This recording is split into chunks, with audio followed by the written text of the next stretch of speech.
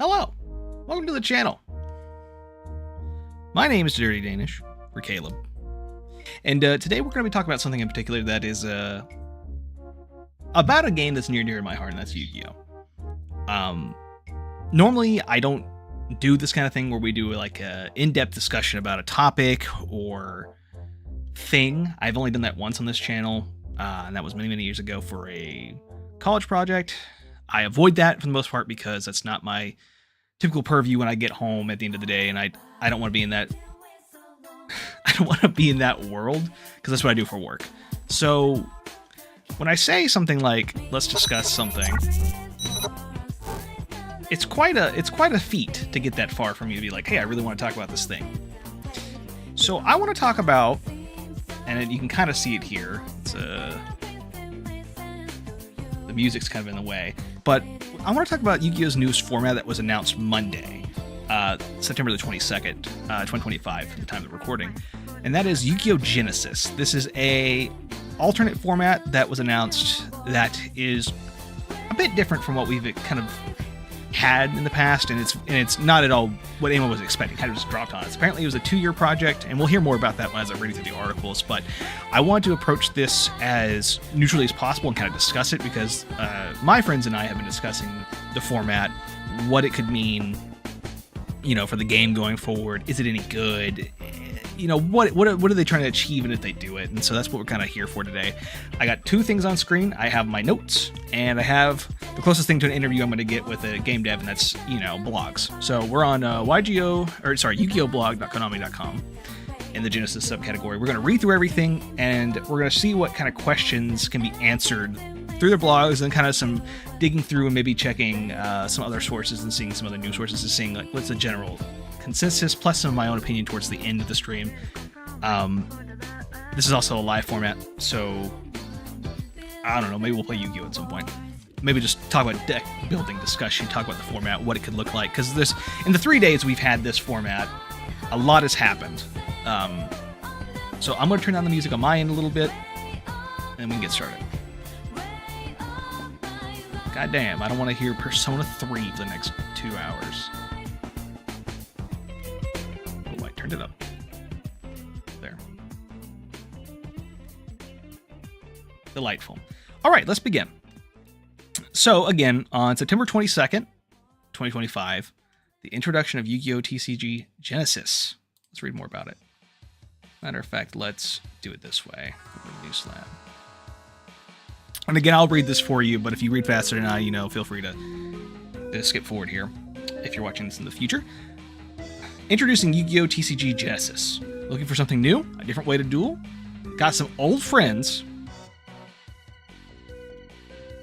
You like to get into dueling again?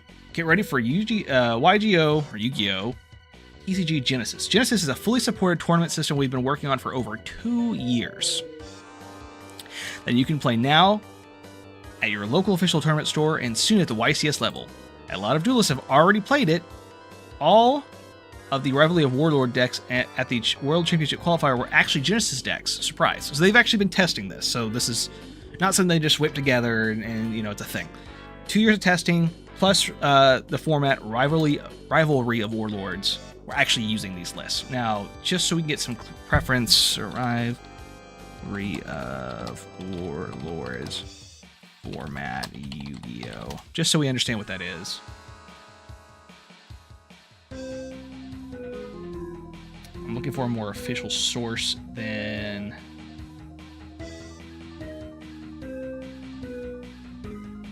So it looks like it is just the trap cards floodgate, Rivalry of Warlords, control one type of monster, everything else, gotta go.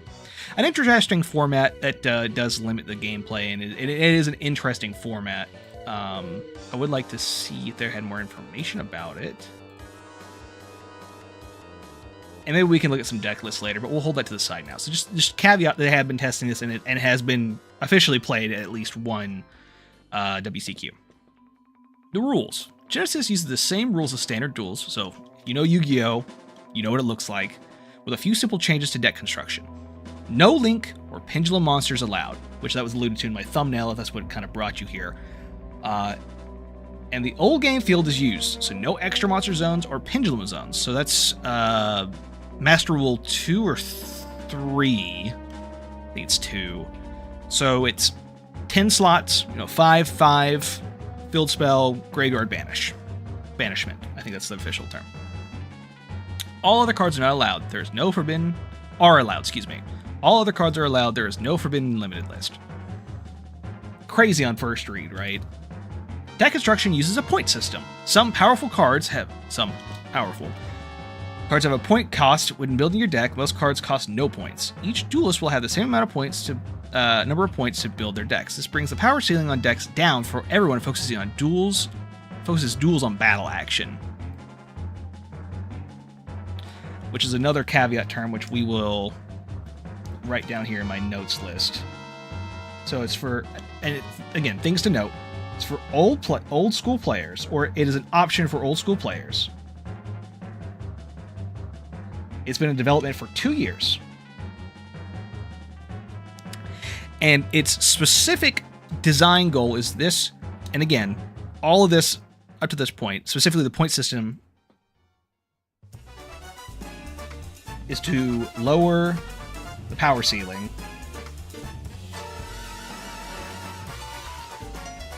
and focus on battle. I'm just taking notes as we're going along, as anyone would should do. So they've already kind of tease a little bit about what they expect this format to look like, what it should do to how it plays, how it feels, and some of the things they chose to do that. So it's just some things to keep in mind. Tournament organizers can change the point caps for each event. Standard's 100 points. You can do 200, they have more powerful cards. You can do fewer, like 50, or 0 if you want to completely make a really low power format. Whatever you want. There's more details here on this page, which if we click on this page, is a full list of cards, which I believe I already have pulled up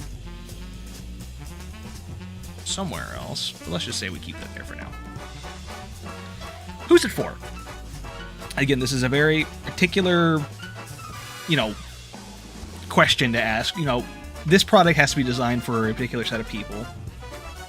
Who's it for? Genesis was designed for everyone. Well, it's for everyone. But it's mostly meant as a big tent to provide a good and fun home-for-all sort of duels. Home-for-all is another key term that I would look at that. Duelists looking for a less complicated game. I gotta take more notes here.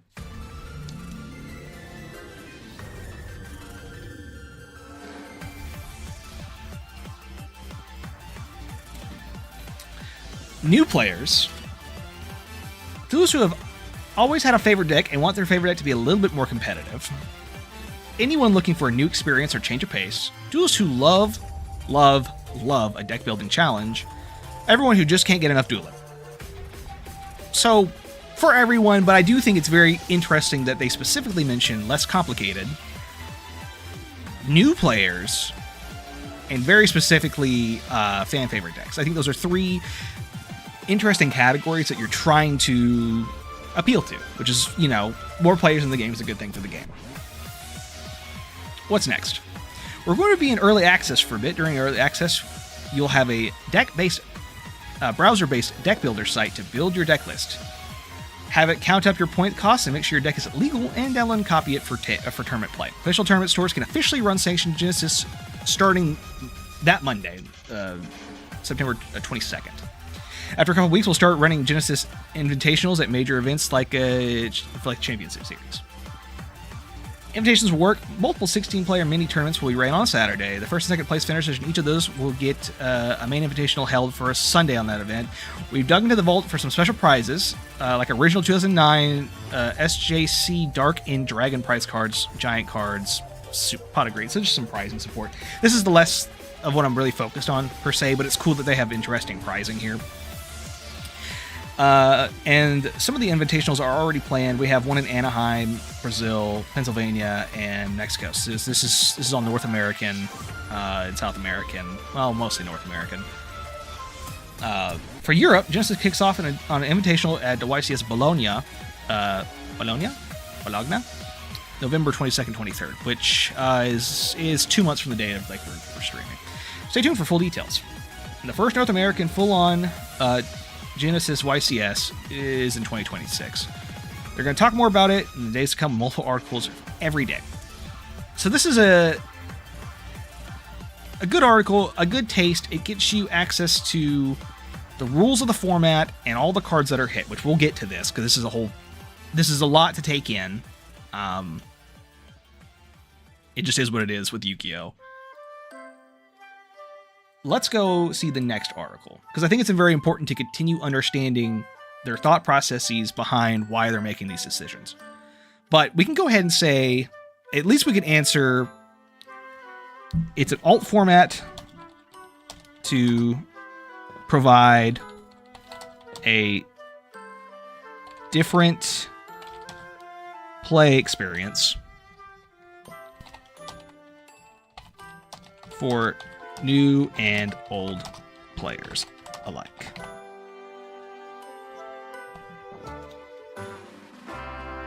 I mean, that's a fair statement to wrap up what we just read. This is, without getting into the nitty-gritty, this is a new format to provide a different play experience for new and old players alike. Now, the crux of this system, specifically in this format, is the point system. So we do need to ask the question, why have it? And that's what the next article kind of asks.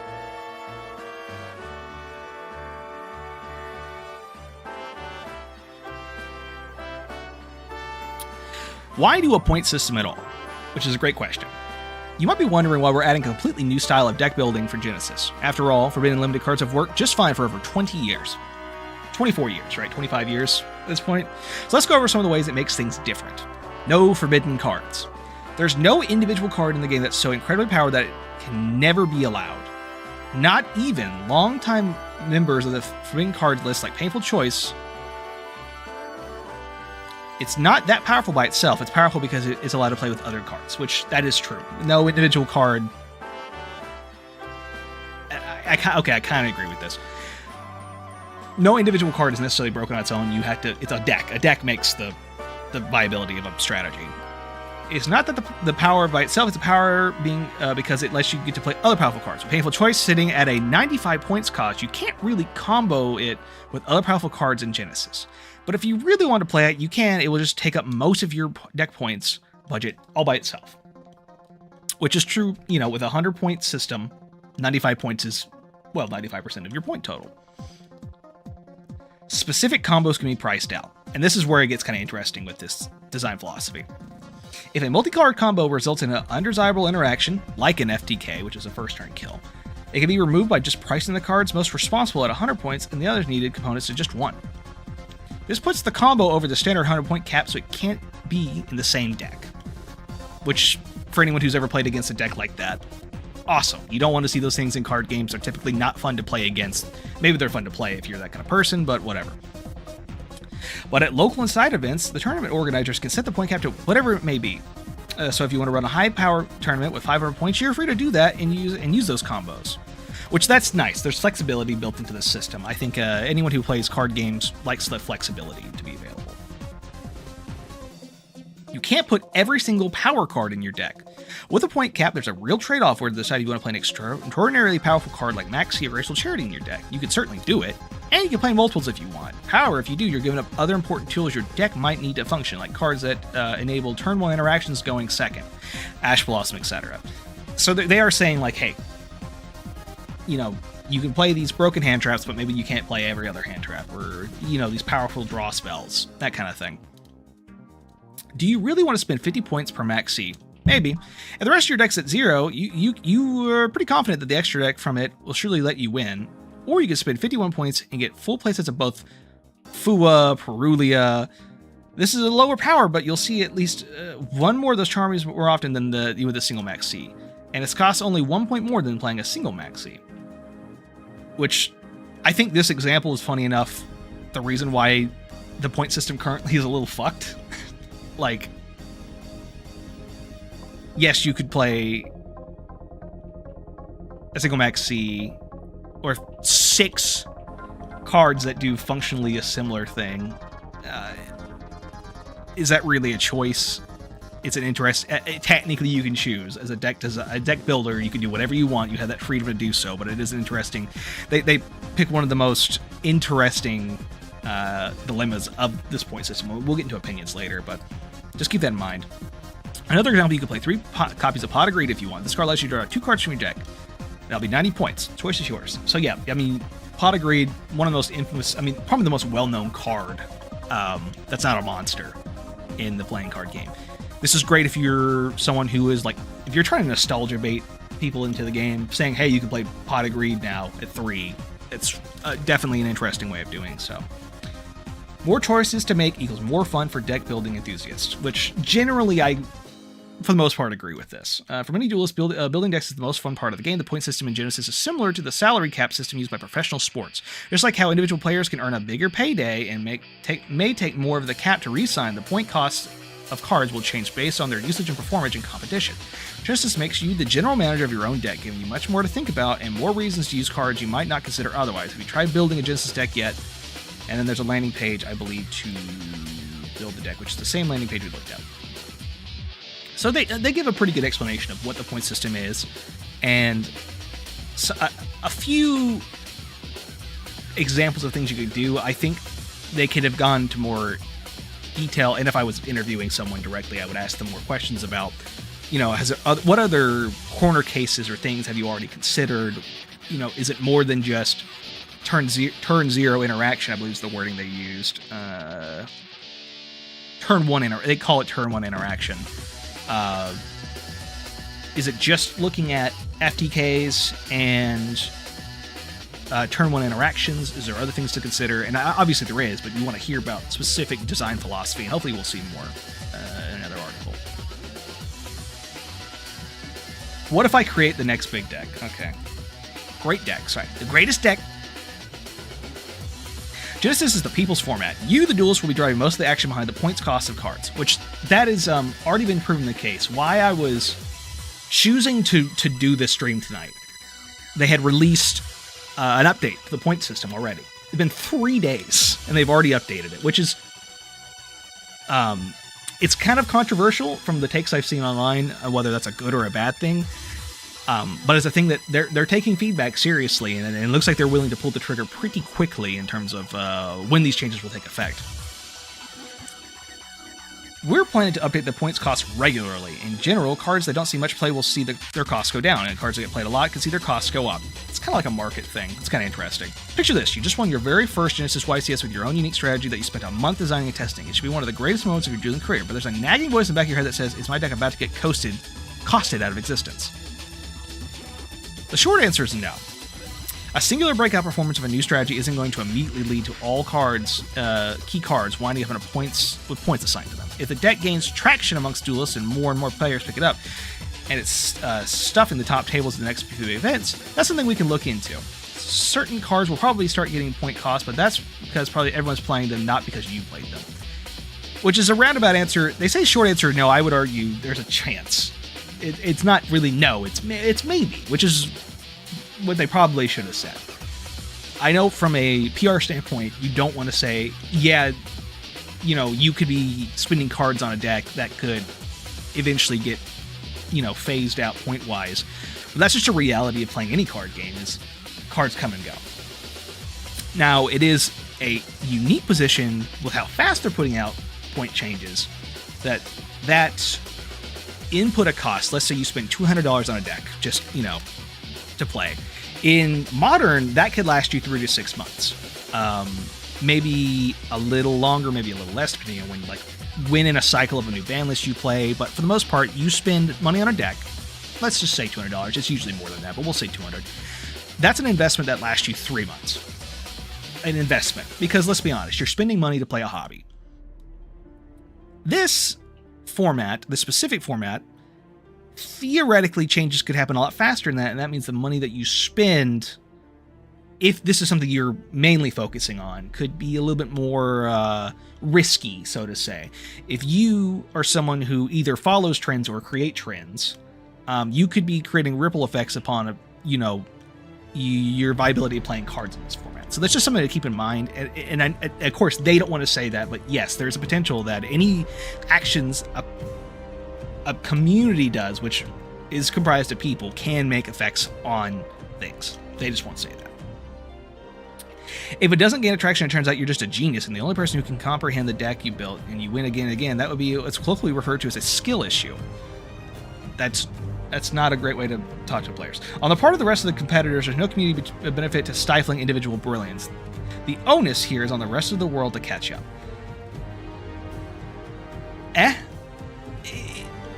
Yu-Gi-Oh! Is in any other card game. We live in the modern age of communication. This isn't like 2008, 2005. You know, deck lists are readily available. There's many different organizations, and some will look at that, collect information for people to use to play a game. In any game or battle or whatever you want to call the conflict between two people, whether it's, you know, for funsies or not, is a collection of information. Is one of the most important parts of that. So to pretend like that doesn't exist is very interesting. Like, if you do something that's good enough to win a YCS level, which is not an easy thing to do, depending on how many people show up, you will be spreading upon the community something that could theoretically alter the game. That's normal, and I don't think there's a problem with that, but to pretend like it doesn't exist, or like, you know, it's this weird, your favorite, like, and it's already been kind of shown with a 3-day ban list that the community will affect how this game plays, and it seems to be pretty frequent, and we'll get to some examples later. But let's just keep reading. A major exception to this principle is a deck you come up with an FTK or includes an FTK combo. So they do stake out a very specific, like, hey, let's say you're this one son of a bitch who keeps bringing FTK combos. If the deck you come up contains an FTK combo, that specifically combo will be swiftly costed out of the standard 100-point environment, but will still be available in higher point environments like 200, 500. They're not going to make something cost 2,000 just to say fuck you specifically.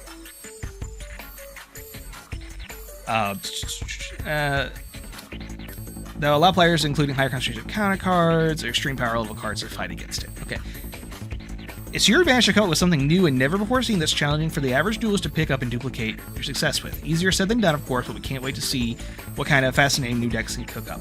Now, that is true. With any new format, any new ecosystem that you're introducing to a player base, it is going to look different and new and fresh, and people are going to hide strategies. This isn't necessarily a new thing to Yu-Gi-Oh! There have been many times where people will go to events with a goo, you know, a specific tech card or a certain strategy that they find very favorably advantaged against other expected things. I think Worlds was a good example. Sky Striker surprisingly doing as well as it did, considering it wasn't on many people's radars, but those meta calls going, hey, Droll's not in the format as much. It's in side decks.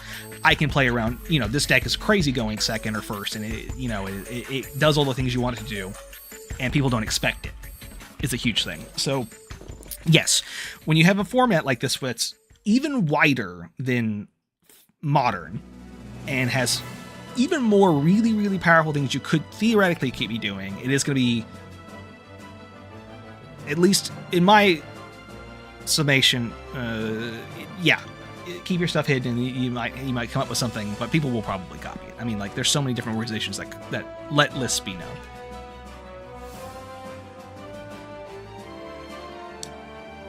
Next thing is where and when to play Genesis. So another thing to be about Genesis is that it's designed for deck builders, I think I would say. They really emphasize in that specific thing is like, hey, we want you to experiment, test, play, come up with something. We want it to be yours. We want you to feel like you have onus to all the cards that you own. Because one of the negative sides of playing in modern Yu-Gi-Oh! Is that you just end up with cards that are banned and you don't really have a legal place to play them anywhere. That sucks. That's not a great feeling. I remember when that happened to Tearlaments, for example. Like, I bought the deck later than most people probably should have. Deck got banned within a month. It's like, well, fuck me. I spent all this money on a deck, now I can't play Kikkalos. So it's cool that there's a place that you could theoretically play Kikkalos at, which is cool. Where and when to play Genesis. Let's talk about where and when you can play the Yu-Gi-Oh! TCG Genesis. Past. If you're almost one of the 700 unique duelists who played the revised ROW is what I'll call it, decks of the North American WCQ in July, surprise! You've already played Genesis already. Each of those decks was Genesis compatible, and that's also why some of them were surprise people with multiple copies of the card like Pot of Greed and Graceful Charity, which is something that Genesis lets you do. And I'm gonna, that thing where I said older players, they are so heavily wanting to bring back nostalgic players. So I think we can go ahead and confidently say that they're attempting to bring in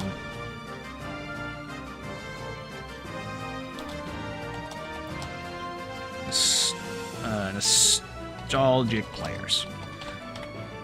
Reasons be specific mentions of older players, returning players, cards that were historically only played in like 2004. Like, they're trying to draw in people who've maybe only seen the anime, or people who have the understanding of Yu-Gi-Oh! It's like Pot of Greed, Graceful Charity. Because I keep mentioning Pot of Greed specifically. It has come up like 4 times. Present. Your local OTS store can run sanctioned Genesis events starting this week. They can set up the point cap at the default 100 or customize from there. It's up to the store's choice to run events for whatever cap the players want, so let them know what you want to see. That's great. Flexibility in any locals level is cool, right? You tell them, hey, I want to run 100 or a regular 100 practice for an event. I want to run 0 and see what is even remotely playable at 0. That's an option. 500, 1,000, 2,000, it gets ridiculous from that point. But if you want to play something ridiculous, you could. It is interesting that their examples only go up to like 500, I think was the highest example they gave us, which I will go ahead and note that down.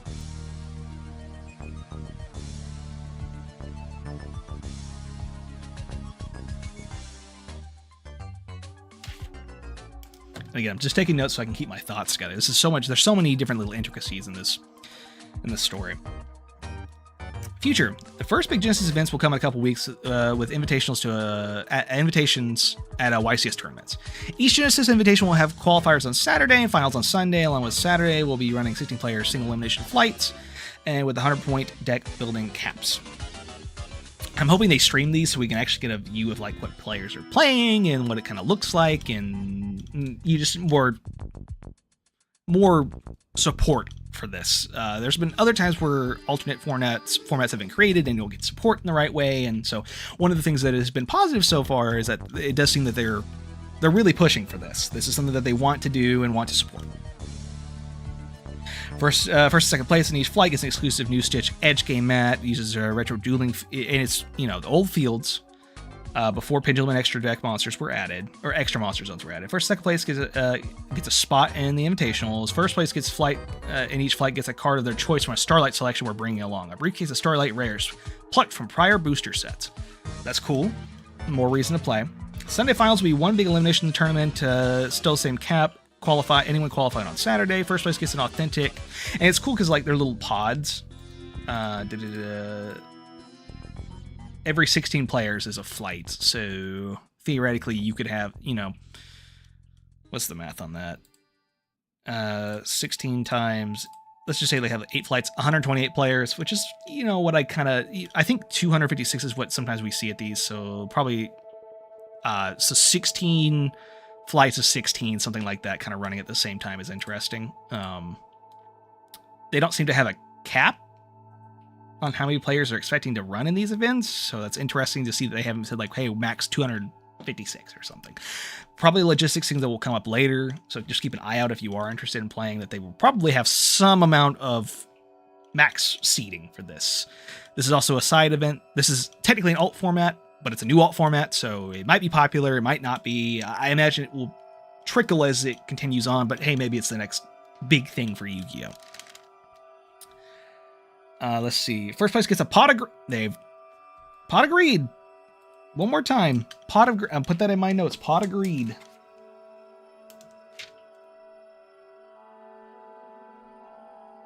In case you forgot what card's Yu-Gi-Oh! It's hey, at least it's not Blue Eyes White Dragon, honestly. They've said enough of that guy. We get it. Oh, it's cool that first place gets an authentic Dark End Dragon. Not a reprint, not a replica.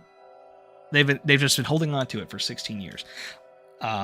Second place, we get some super rare oversized cards, additional prizing for top 8 and top 16. Pricing looks good. Player availability is always a problem in my region of North America.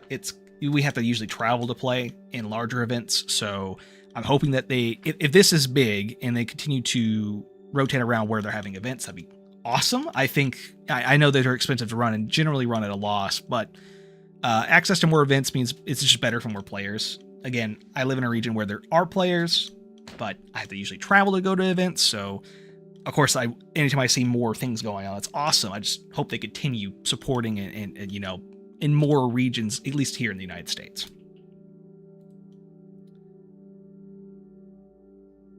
The great 2003 Pot of Greed debate. They've mentioned Pot of Greed again. I feel like I have to. I'm bashing my head against the wall. Pot of Greed. What does it do? Huh? You ever heard that one before? What does do? Apparently I can't type either. Oh shit. There we go. Let me get a drink of water. This is ridiculous. A lot of reading.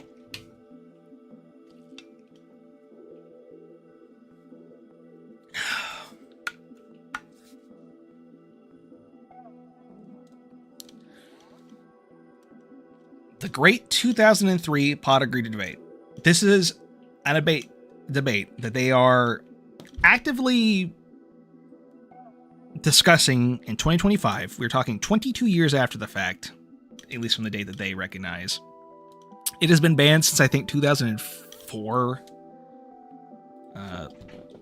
Pot of Greed ban date.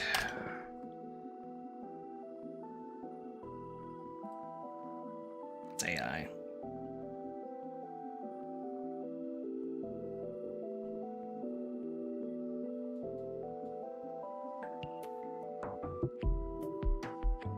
Is there a good, I think, Pot of Greed.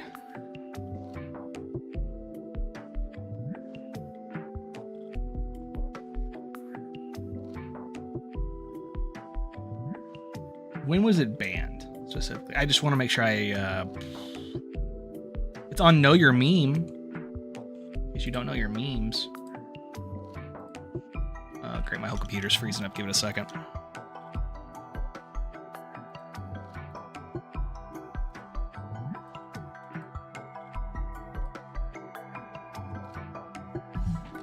When was Pot of Greed banned in the TCG? October 2005. So again, 20 years ago. We're talking like 20 years ago, this card. And we're talking about it this week for apparently good reason. So let's listen to the reason. Time to take a spin in Time Machine. We're going way back to the year 2003. Mystical Space Typhoon was still confusing people. Jinzo was burning up trap cards with his laser beam eyes, and everywhere I went, the same conversation just kept coming up. Should Pot of Greed really stay limited? I guess it was limited in 2003, which, I mean, to be fair, probably needed to happen. If you're having a what is he talking about moment, I will explain. 1 or 3. The debate would go like this. Pot of Greed is a very strong card, and at 1 copy, you're always happy to draw it. Pot of Greed limited to 1...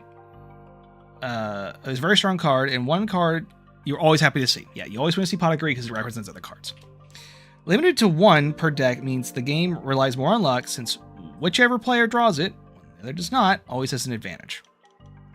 At that time, pretty much yes. At that time, specifically in the early 2000s, card advantage, and that's still technically true today, but card quality is a lot different from 2003 to 2025. But generally speaking, the more cards you have in your hand, the more options of play you have, which means that you have an advantage over your opponent. Therefore, Pot of Greed should be at 3 to reduce the luck element by increasing odds of both players drawing at least 1 copy. This was before there was a forbidden cards list and the whole thing quieted down after the card was forbidden. But what if it stuck around? Should it have stayed limited at 1 or gone to 3 to balance out the luck factor between duelists? Are they going to answer that question? Let's see. Greed is good. And Yu-Gi-Oh! GENESYS, Pot of Greed is back, baby. What do you think of its 30 point cost? A full set of 3 copies of the card will give you a card drawing capability, and maybe more important, it will be consistent since you have 3 copies. You will see at least one of them, a lot more of them in any duel. It'll also price you out of most of the other powerful cards with the 100 point cap. It draws a lot of cards, but you're missing out some powerful cards to draw. What if you're playing a theme deck where most utility cards won't have point costs at all? You have free substitutions for card effects that other players are spending points on because they're using the generic equivalents. That frees up budget for you to spend on other cards instead. If you don't think 90 points is worth it for a set of 3, cost drop. Should the cost drop to 20 to 10? There's a number somewhere between, and they're asking community to kind of figure that out. Speaking of which, and this is and again, this is a business, so don't expect the business not to be selling you something at all times. Yes, this is why Pot of Greed is in the 2025 Mega 10s, or Mega Packs, which was surprising. Obviously, with hindsight, it's like, okay, that makes sense.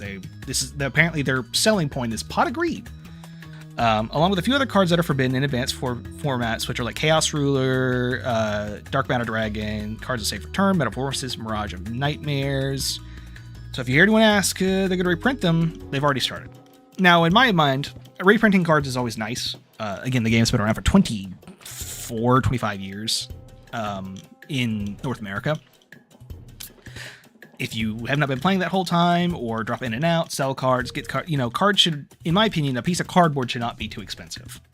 Unless you're a collector of like very specific high rarity cards. But like for the average person who's playing, or even if you want to get a new player in, cards should be readily available and affordable. So the reprint policy there is fantastic, and we can go ahead and put that in, incentive for reprints.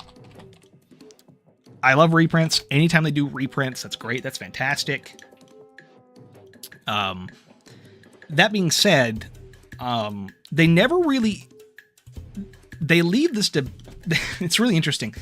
They don't talk about why it was banned and what it did to the game and what they did to balance the card like this. They don't touch that at all, which I think is really interesting, because I think the answer is banned because it had no cost, didn't lock you out of doing anything, and it didn't feel like good in any amount. Like, obviously it's good to be like, I'm the player drawing 2 cards, oh yippee yippee ki-yay, but if you're not the one doing that, you're like, that's bullshit. At 3, at 1, yes, there's a luck factor when you're at 1, but there's also a luck factor at 3. You're playing a card game with 40 card deck minimums. Yes, the percentage of seeing a 3 of in your deck in a 40 card deck is a certain percentage. That's still luck based. So that argument doesn't really hold as much weight to me. And the real answer was, it's not good for the game. It should not be allowed because it's, again, for the modern, like the modern format, because it is all centralizing. Now, to be fair, there's other cards that are centralizing that don't hit to that point. They don't go, it's centralizing, and now we have to ban it because it's centralizing. But cards similar to Pot of Greed, which are usually consistency cards, tend to get hit because they're too good. Like, the reason why we have 40 card decks is so that there are chances for you not to draw everything. Now, in modern Yu-Gi-Oh, it's whatever, but there's a mathematical understanding going on that, you know, when you have so many cards, being able to filter through a lot of them means that you could play a lot, you know, you could just play a lot higher density of powerful cards versus other stuff. That's not good. Again, the card had no restrictions and everything. Now, of course, with this point system, it's a little different. You are paying a cost now. The cost is the points in this. So on one hand, that's interesting. On the other hand,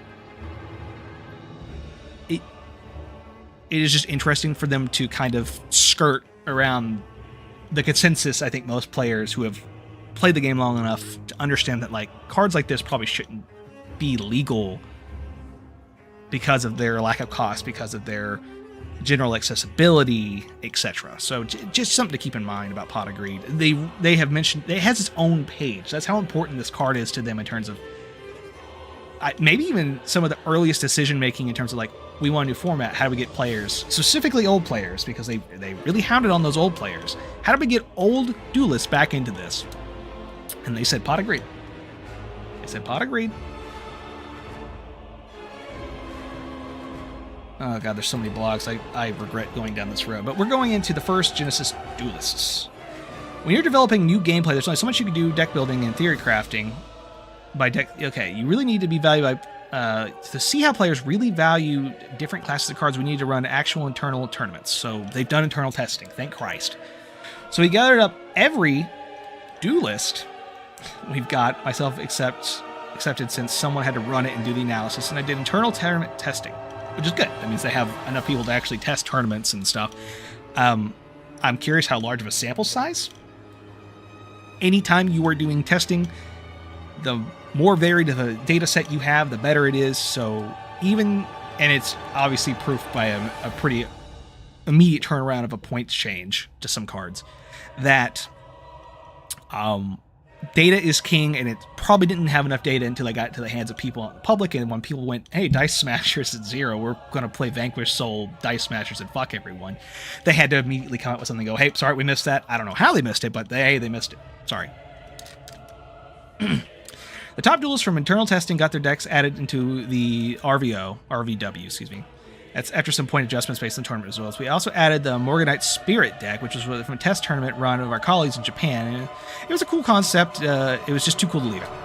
Tournament setting revealed some very interesting player behavior. The first thing to note is that our duelists were absolutely taking it seriously. For example, we had one player who dedicated himself to trying to make some of the many FTKs from history of the advanced format work. So modern advanced, sorry, I should be specific. Advanced format, I believe, is the technical term. But he struggled to win duels, let alone matches, against competition that wasn't playing many defensive cards. It's interesting that they were going for FTKs. I guess, again, for playtesting, you're expecting people to try to do the most degenerate bullshit possible.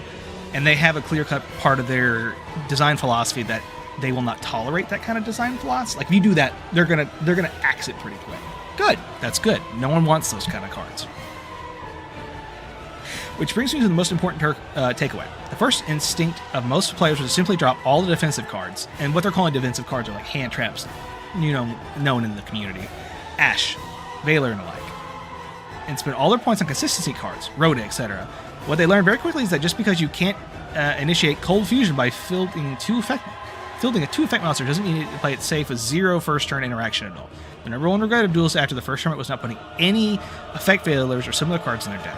The one player who included Droll and Lockbird in his deck, on the other hand, was extremely glad he did, and he managed an excellent third-place finish. This makes me wonder who they were testing with. This format has every card except for Pendulums and Links. And no one thought to themselves, I should be ashing branded Fusion every opportunity I had. Is a very interesting insight that I don't know how they didn't come to that immediately, going, I want hand traps. that turn one interaction is so critical to modern play, which you have modern cards. Cards in the year of our Lord 2025 aren't just links and pendulums. You know, when they're boxing out those two things, they're not boxing out modern cards per se. They're boxing out two summoning mechanics. And we still get all the other ones consistently. Think of Branded, think of Archmage, think of, I don't know what else is there. Sword Soul. Just one off the top of my head is like Sword Soul seems pretty fucking good.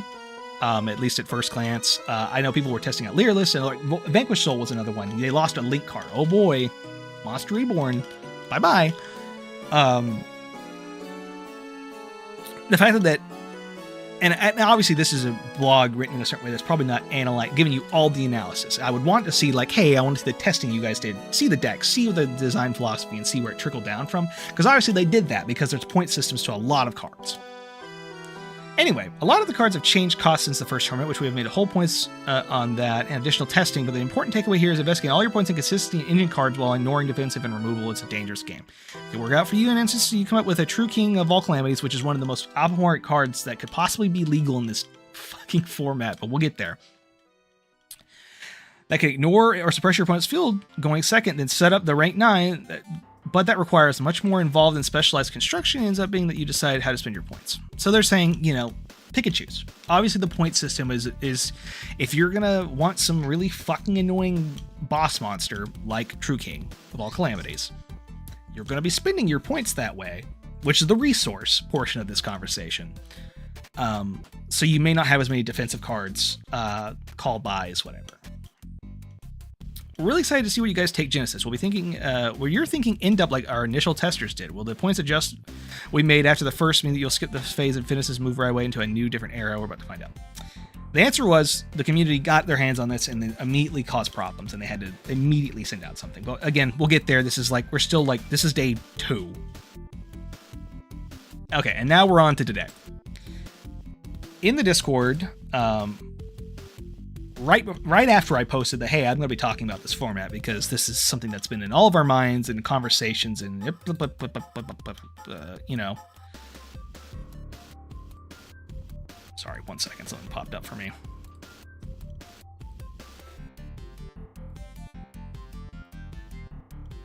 We were talking about this format. We were doing our thing. We should probably put it like regular adjustments to points system. That's a very important part of this conversation as well. The point system. Thank you, Google. And then they had their first point adjustment, which we will go through the whole list because I think it is interesting. But here's some things that they kind of hit, and just to give you a sense, the community started working with this list and they went, how do we fucking destroy Yu-Gi-Oh? It was like asking a bunch of cretins to get together and make the worst thing possible to force Konami to do something, which I'm surprised they didn't immediately think about that when they announced this, because every card game you're looking to win the easiest way, and in Yu-Gi-Oh it's usually doing something so annoying to play against. No, you're going to have to change point values. Now, obviously, like, they only have so many people they can test with, and some of those people probably have families that care about them, and they don't want to be killed by their coworkers when they set Mystic Mine and pass. That being said, there are some things that were not hit, and we'll talk about that here in a second, that was like, what the? Duh. Yeah. You've had 24 years of game analysis to, like, of formats to go, maybe these weren't such good things to leave at certain values. And those values are Chicken Game, 0 to 7. Draw Spell, should not be at 0. Anyone who loves Exodia knows, can't have too many draw spells or else Exodia is a problem. Dark World Dealing, same thing, shouldn't have too many draw spells legal at the same time, especially for no cost. Demise of the Lands. This specifically was for Mystic Mine because you could, the one Mystic Mine was like 100 points. And we can double check that.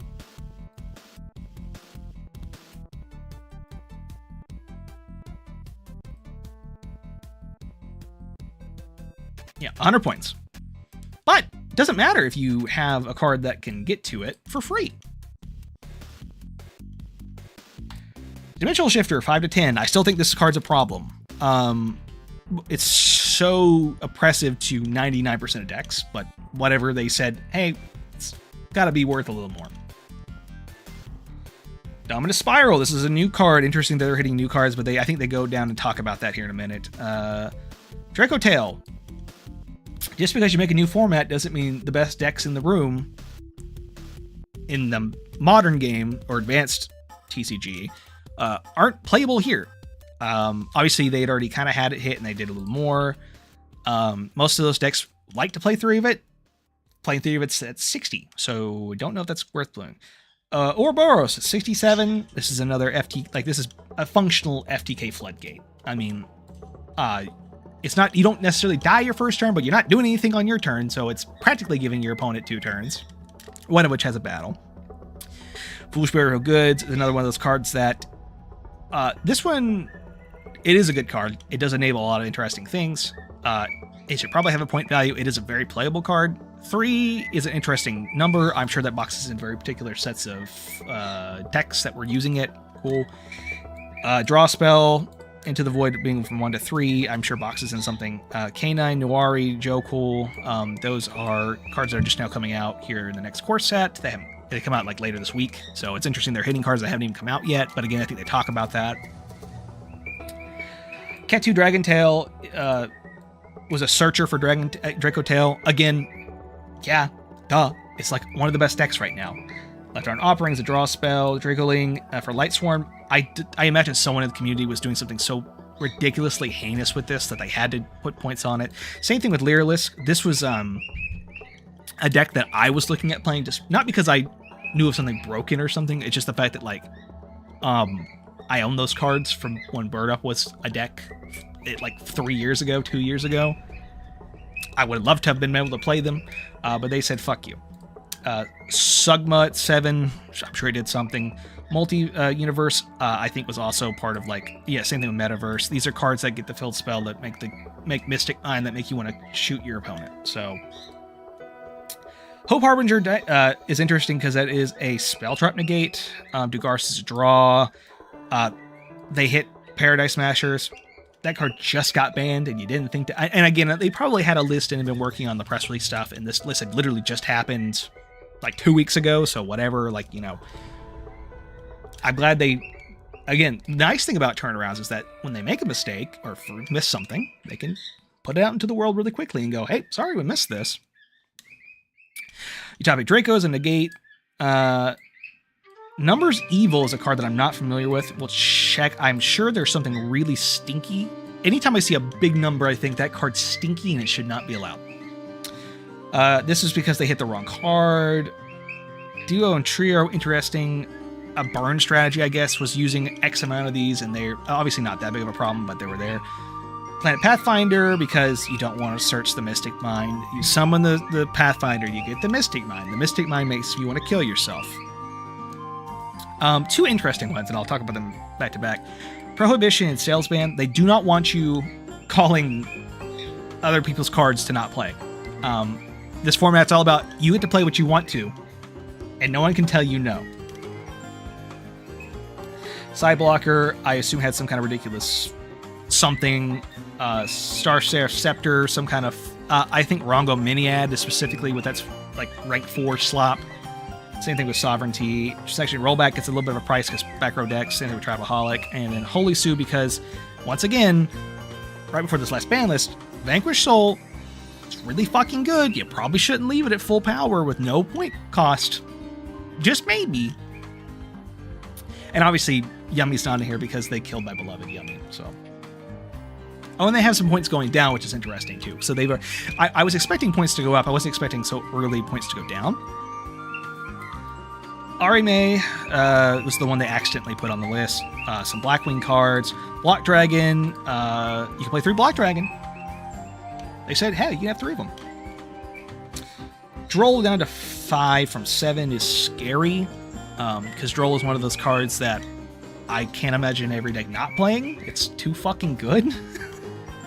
We'll talk about that. Gladiator, Rejection. I don't know what the fuck that is. Some Gladiator card. Feather Dusters, back row hate, sure. Heavy Storm, back row hate, sure. You can play I mean, Storm knocks both sides. They're saying that Storm is worse than Duster, which is interesting, but whatever. Imperm down to 13, Monster Reborn down to 15, Meow's down to 3.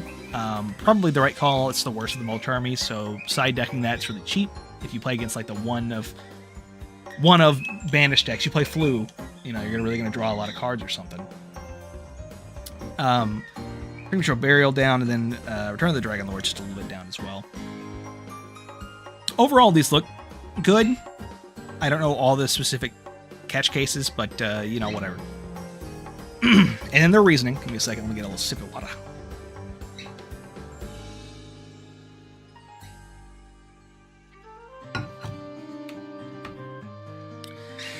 The initial points list was frozen at the end of August so we could focus on the Genesis launch without constant additional changes. So they already had this locked in before the problematic stuff from the newest format was coming to effect.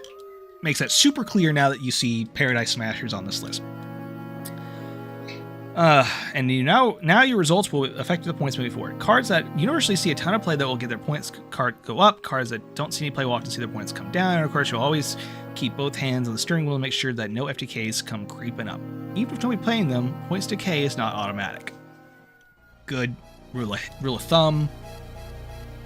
We're thinking the ideal update time is somewhere between 4 to 6 weeks range, but that will depend on data availability. I'm curious how they're collecting. I'm curious how they're collecting data, which I assume is events, which means more events. That's good. We want to see more events. In order to see which cards are getting used and not used, we need deck lists. We'll have the deck lists from the big events that we're running, like the Genesis Invitation we're running on, but we're really hoping to see deck lists from in-store Genesis tournaments. So they get the data from your locals. Public events run at regionals, etc. Tournament organizers have never been required to send those into us, but you can help us out too by talking about the cards you are seeing and winning with at your local events. This is great that they want communication from the players. This is something that Konami / Yu-Gi-Oh! North America hasn't always been great on, and they've gotten better on it sometimes not.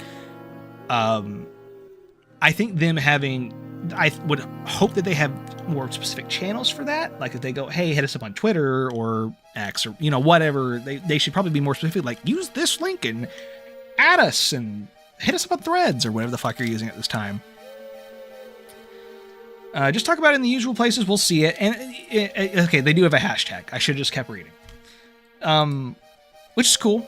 I don't know what their socials team look like. If they have one and they have an open position, hit me up. I would love to do that. But otherwise, that's good. They have some people keeping an eye on it. We're also flexible on update schedules. If you prefer a longer gap between changes or updates only when new sets come out, we can do that too if enough people want it. And it's good. Again, flexibility is key. I think with this format, is that the really high selling point is that points are flexible. This format's flexible. It might be harder to solve than other formats because of that flexibility. When you have a format like Advanced, you're looking at 3 to 6 months. Those formats could theoretically be solved before the next list comes around, and you can see topping lists coalesce around certain strategies. For example, last format, Vanquish Soul, K9, Stuff, Yummy, Dracotel, those decks. It's once you start seeing topping lists, it kind of becomes pretty clear what's the best decks, and your community tends to gravitate towards those because winning is fun and cool. Speaking of new sets, you'll notice that again, Dominus Spiral, Nuari, they're from Doom and Dimensions and have immediate point costs. Existing Dominus cards already have point costs. Existing K9 cards already have point costs, so we think the duelists should expect some strong new cards to come on this line. Some nominal points upon release. Awesome. Cool. They are explaining exactly their thought processes behind why they're doing things. That's great. It should always be super clear what they're hitting and when they're doing it. The most annoying thing that I think could happen to a player is they build a deck and something gets hit in it and they don't understand why.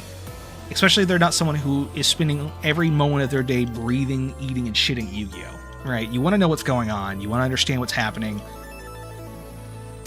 Communicate that clearly. Now, mind you, I don't know how many Yu-Gi-Oh! Players are actually going to these blogs and reading them, but it's good that it's there. Some YouTuber, could be anyone, could disseminate that information to more members of the community. That's good. Some form of communication is always nice.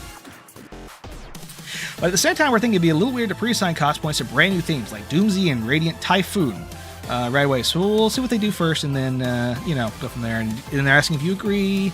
And then, of course, they want to hear stuff at YCS Anaheim. That's the first invitational and qualifier.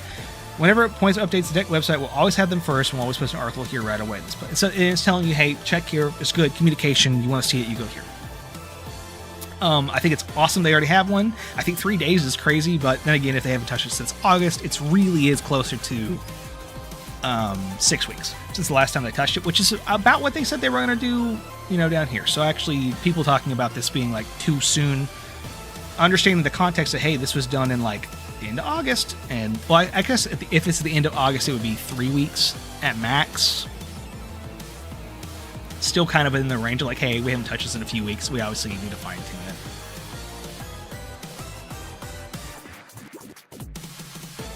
And of course, the cost of prevention.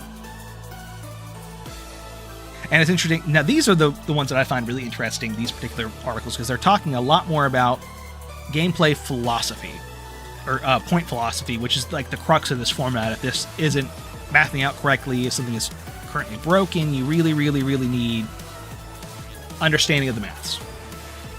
And this was also released today. Today, let's talk a little bit about the big culture shock moments many dealers may experience when getting into Genesis, being unable to port your non-engine lineup to the new format. Let's take a recent look at the top 64 Automat Rise Yell deck from the DNA WCQ. You can't port this into a standard 100-point Genesis event as is, not even close. But it's what I want you to look specifically at some of the non-themed cards in the main deck, which it's showing all the hand traps and all their values, which is three times the the limit here. Take out the prosperity and you get a very common spread of cards that gets 2 half-decks worth of points tied up.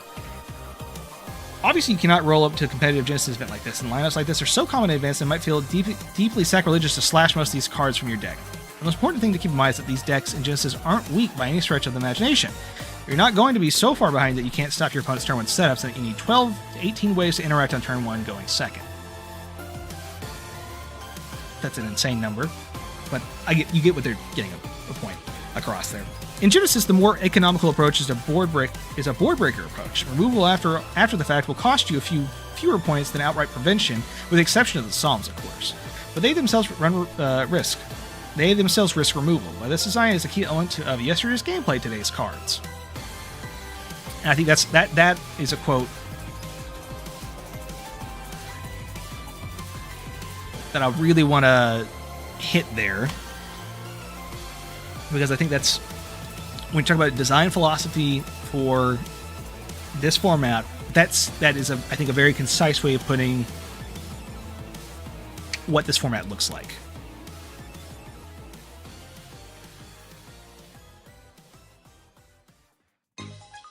Oh shit.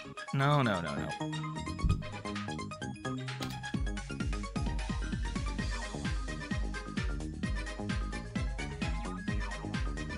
Just copy this. Dude. I'm sure there's an easy way to do this, but I'm fucking stupid. Alright.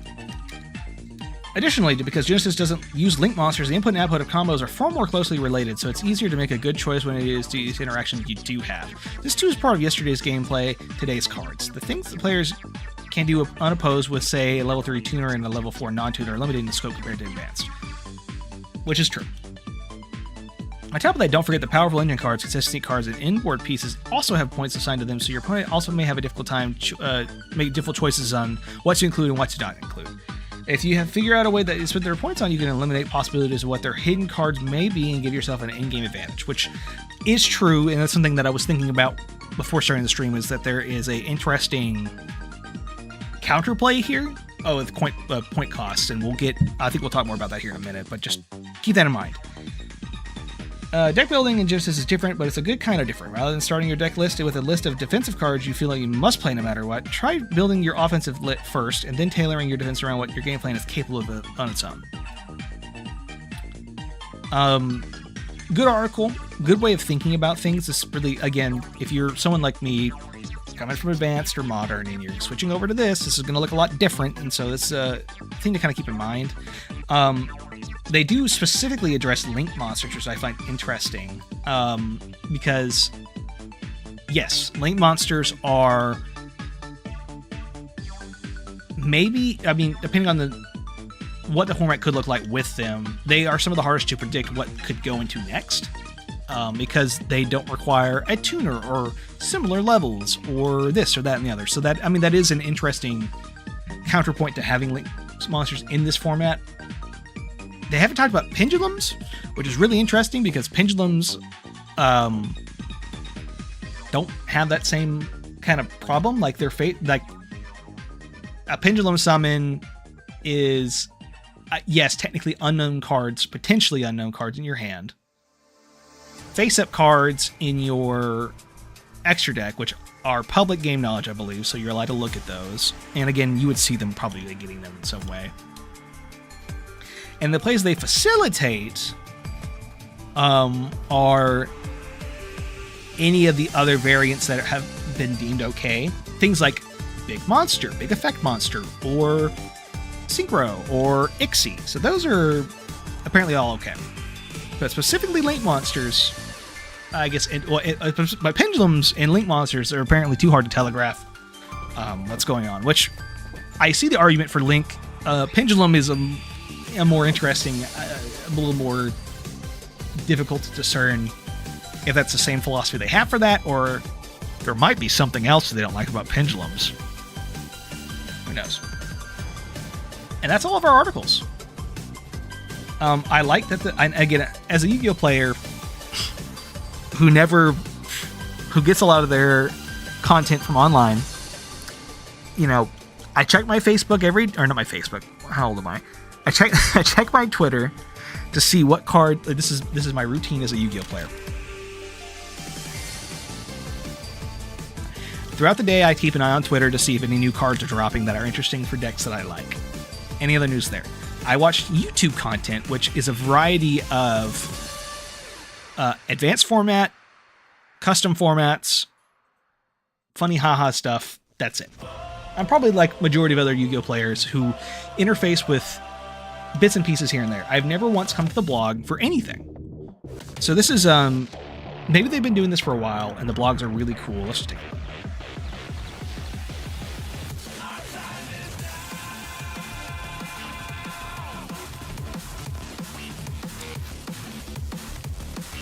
I don't know what other blogs they have. So they have a FAQ for parents. I was kind of browsing their website and it was fine. Wasn't super helpful, but like wasn't bad by any means.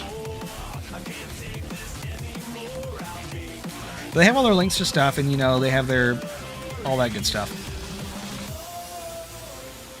Now, originally I was thinking, let's go through all 500 cards and let's talk about them and categorize them, because when you're talking about an analytical breakdown of a format and its philosophies, you probably want to get an idea of like how many cards are doing X thing versus Y thing and doing that kind of thing, and you know that whole kit and caboodle.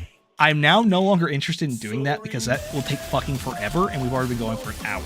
And we still have plenty more to talk about with this format and what it could potentially mean, and some of its pros and cons. Whew. But if you are interested, go to the link. You know, I'll put this link in I think I can put links in the chat, right? Go to that link. Look at the list yourself and get an opinion of what you're thinking of yourself. I'll quickly go over some of the things that I find interesting. Maybe just the 100-point cards. And those are the cards I specifically go, hey, like, 100 points is basically banning a card. To be a player, to play a 100-point card in their deck means that you were denying yourself hundreds of other really powerful cards. So you're never going to really do that. So maybe we just keep track of some of the 100-point cards. Abyss Dweller, Floodgate, recently hit. Imagination Rego Lord, Floodgate. And the band plays on is a weird one.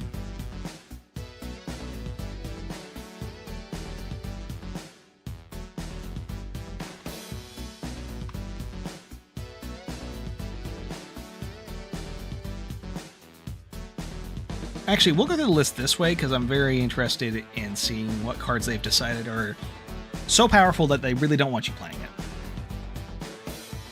Eschatos, Floodgate. Protoss, Floodgate. Tyrant Neptune, card that copies other cards that typically is a Floodgate. The World, Floodgate. Christia, Floodgate. Winglacia, Hand Rip. Vanity's Ruler, Floodgate. 07, Floodgate. Vanity's Fiend, Floodgate, Meji's Fiend, Floodgate, Ido, Floodgate, Contact C, Floodgate, Silva, Hand Rip, Scythe, Hand Rip, Catapult Turtle, Catapult Turtle, FTK Tool, Fossil Dyna, Floodgate, RML, that is a draw spell for Exodia FTK, Jin Releaser, Floodgate, Jaugen, Floodgate, Ibli, Floodgate, which is really weird because you have to. If this card it just has to be sent to the graveyard while in control. Okay, it doesn't have to be linked off. Yeah, Floodgate. Level Leader, infinite material for Convoy. That's the first time we've seen one of those like kind of on the list. Imagination, Draco Overlord, Drake Overlord, Floodgate, Chaos Max, Floodgate, Magia. Now that one's interesting. It's not a Floodgate. It's a triple negate of each. It's of a negate of each type. So 3 negates total. Monster, spell, trap. It's kind of hard as balls to get out, unless you're doing like very particular like fusion combo stuff, which is like really specific. And then it has a float. That's a very interesting card to have at 100. That's another one of those like. I don't know if it's seen play in the. I don't think it's seen play in the TCG.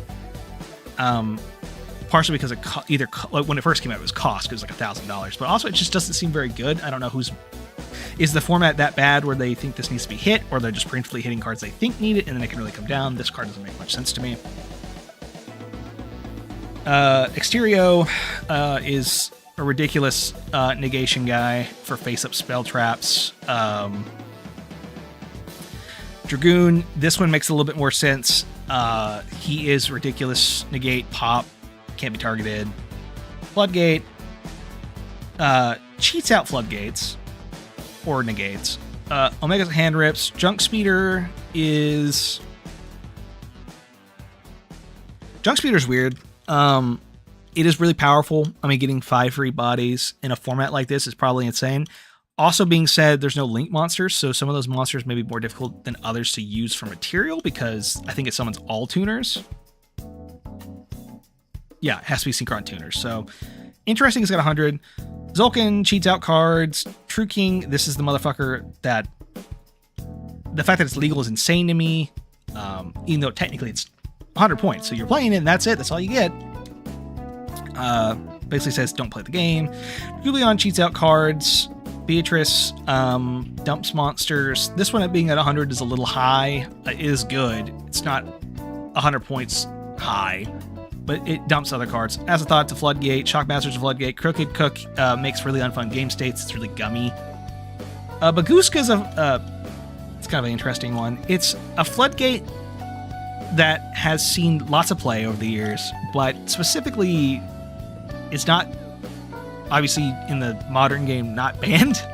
It's not banned. It's not even a problem. It's like a backup card. It's like, oh, I'm not winning this turn. I might as well wait for 2 turns if your opponent can't out it. This Jeller's a Floodgate. Tolmice is a Floodgate, right? Yes, Floodgate. Oh, boy. Or it gets to a Floodgate, right? Yeah, it summons a Floodgate. Manipulator of Souls. Once per turn, you can detach 1 XC monster from this card, then target one monster number monster. Effects when turn, you gain life points. You can make okay, so it's like a bird card, perhaps an FTK. This card's ridiculous and not fair. It's negation. Floodgate. Infinite combo loop shit. Floodgate. Burn. Don't let your planet play. This is for like some psychic type bullshit combo that probably leads to an FTK. Same thing for Brain Research Lab. This is part of the enablers for Gimmick Puppet, which has also got an FTK involved with it. Floodgate, probably the worst Floodgate ever. OTK Machine, which is interesting that they hit this to 100. Because it's an OTK machine, not an FTK machine. Which, if they don't hit Luna Light, it does like the same thing. But I guess Song and some, to be fair, Luna Light, the TCG also hasn't been hit. So, Floodgate. Steal cards from your opponent. Steal cards from your opponent's hand. Steal cards from opponent's hand, both of those. Final Countdown is like this alternate turn condition, win condition card that like takes 20 turns to do. So I guess it's like a time restraint thing / the people who play this are going to be stalling a fuck ton, which is not a fun gameplay philosophy. Floodgate.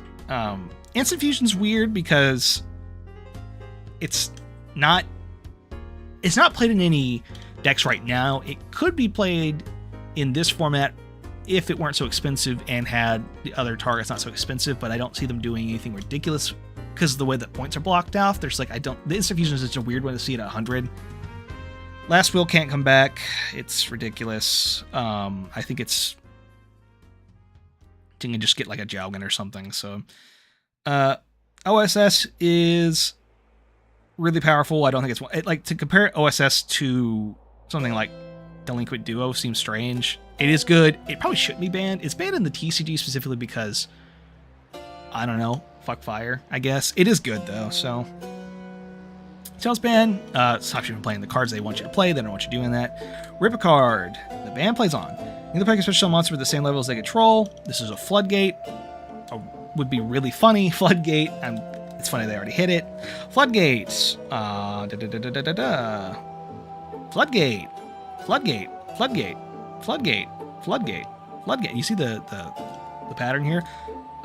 Floodgate. Floodgate. Floodgate. Floodgate. Floodgate. Floodgate. Floodgate. Another Floodgate. One more Floodgate. Basically a Floodgate. Floodgate. Really powerful Floodgate.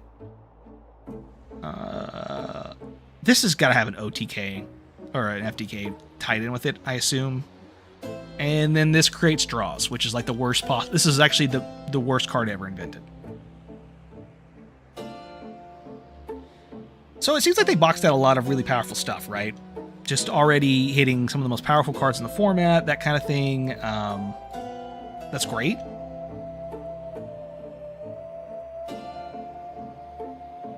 I wonder if, and we're using YGEO Pro Deck specifically to talk about this.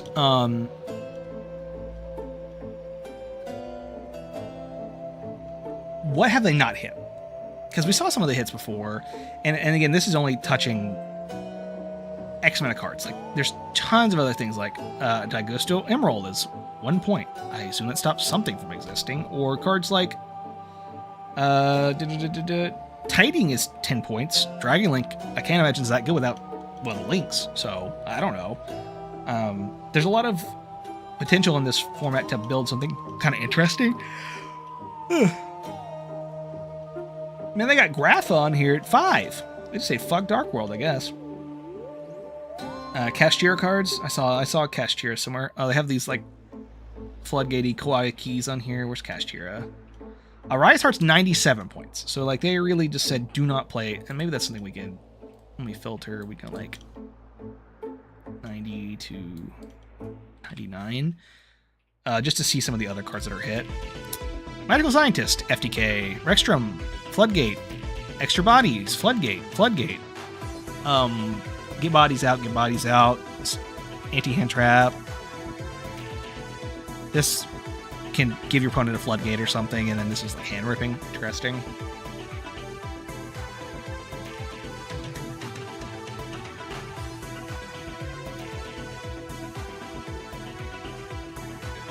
Not 809, please. Just 89 will be fine.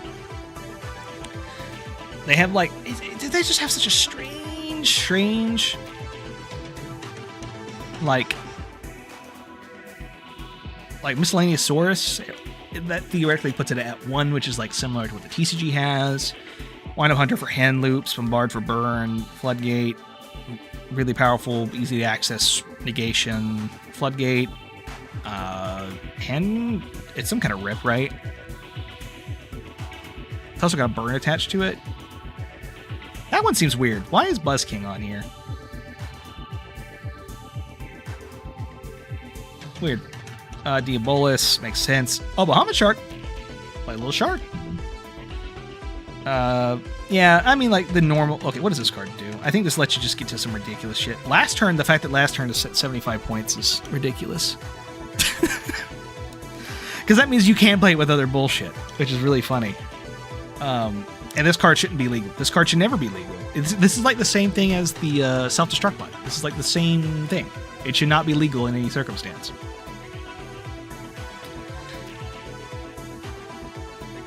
Let's just try to build a deck, right? Let's just reset our filters. What kind of deck do we want to build? So obviously, like, and this is one of my complaints with this format. And let me just see if we've hit all the points before we get that far. I talk about target audience, what they accomplish the goal, how it can be improved.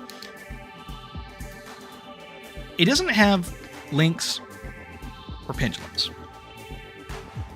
Now, we could speculate why they don't have these two cards. They mention links specifically because of this mini game that they have, like, what could you make? What can you do with two monsters? It could be anything. It could be any link monster. And then pendulums, they haven't said why they don't allow pendulums, but the reason why they don't allow pendulums is because it's not a fan favorite. I have nothing against pendulums. There's nothing wrong with them. I think they're fun. I have played a couple pendulum decks, not as many as other summoning mechanics, but I've played them and they're fine. I see no good reason to not include these two summoning mechanics other than to appeal to, say it with me, old players. This alternate format is ultimately designed to get nostalgic old players to play the game. In my opinion, this is all opinion. I obviously, just from just the way that the articles have been written that we read earlier, to the mention of pot of greed like 16 fucking times. They want old players to get back into this. And my question to them is was this the way to do that? Now, I'm not saying we shouldn't have formats that appeal to different ranges of people and stuff, but like, if your goal for the last 2 years was to make a new format that appeals to old players, is this the way to do it? And I don't know. Honestly, it's hard to say until it gets written out, like until shit happens, right? We don't know who writes these, right? So I don't know which dev team is working on this. It could be anyone. It could be anyone in Konami North America. I don't know. I heard one of my friends mentioned that it wasn't the TCG or OCG working on this. It was a separate pool of people. I don't know how true that is. We could try to find an answer to that. Team is working on Yu-Gi-Oh! Genesis.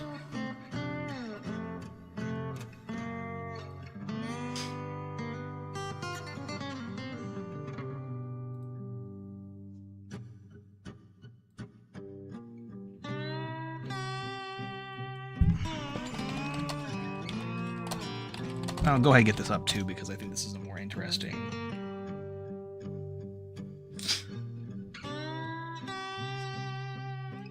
We're listening to just the dregs of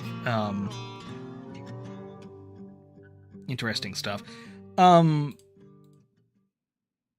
they're trying to appeal to old players, right? They're trying to appeal to old players. They're trying to get old heads in. Is this the best way to do it? I would argue no. But this, again, maybe they're just giving a different taste of something, right? Yu-Gi-Oh! Has, and just to understand where I'm coming from, Yu-Gi-Oh! Formats list. They have, this is from a fan site, so just to understand, like, this is actually just like fanned.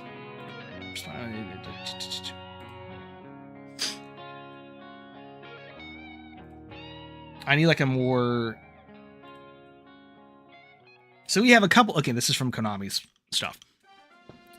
What does Yu-Gi-Oh! Look like? Well, you have Common Card Charity, which is like only common cards. You have Heart of the Underdog, which is they provide decks, and it's like a whole thing. Tag Team is tool. The one specifically that the two that are the most important in this conversation, though, Time Travel and Time Wizard.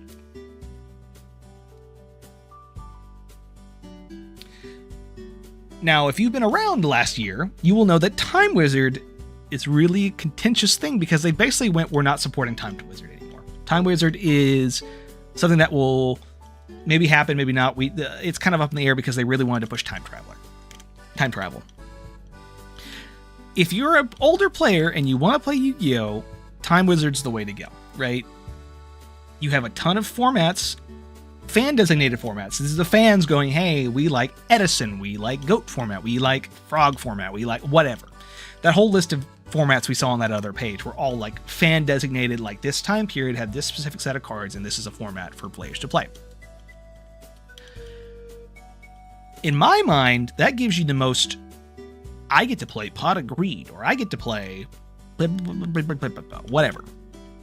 And the parallels of different cards. Now, mind you, that doesn't affect everything, but then again, let's just be honest, not every card in Yu-Gi-Oh is good.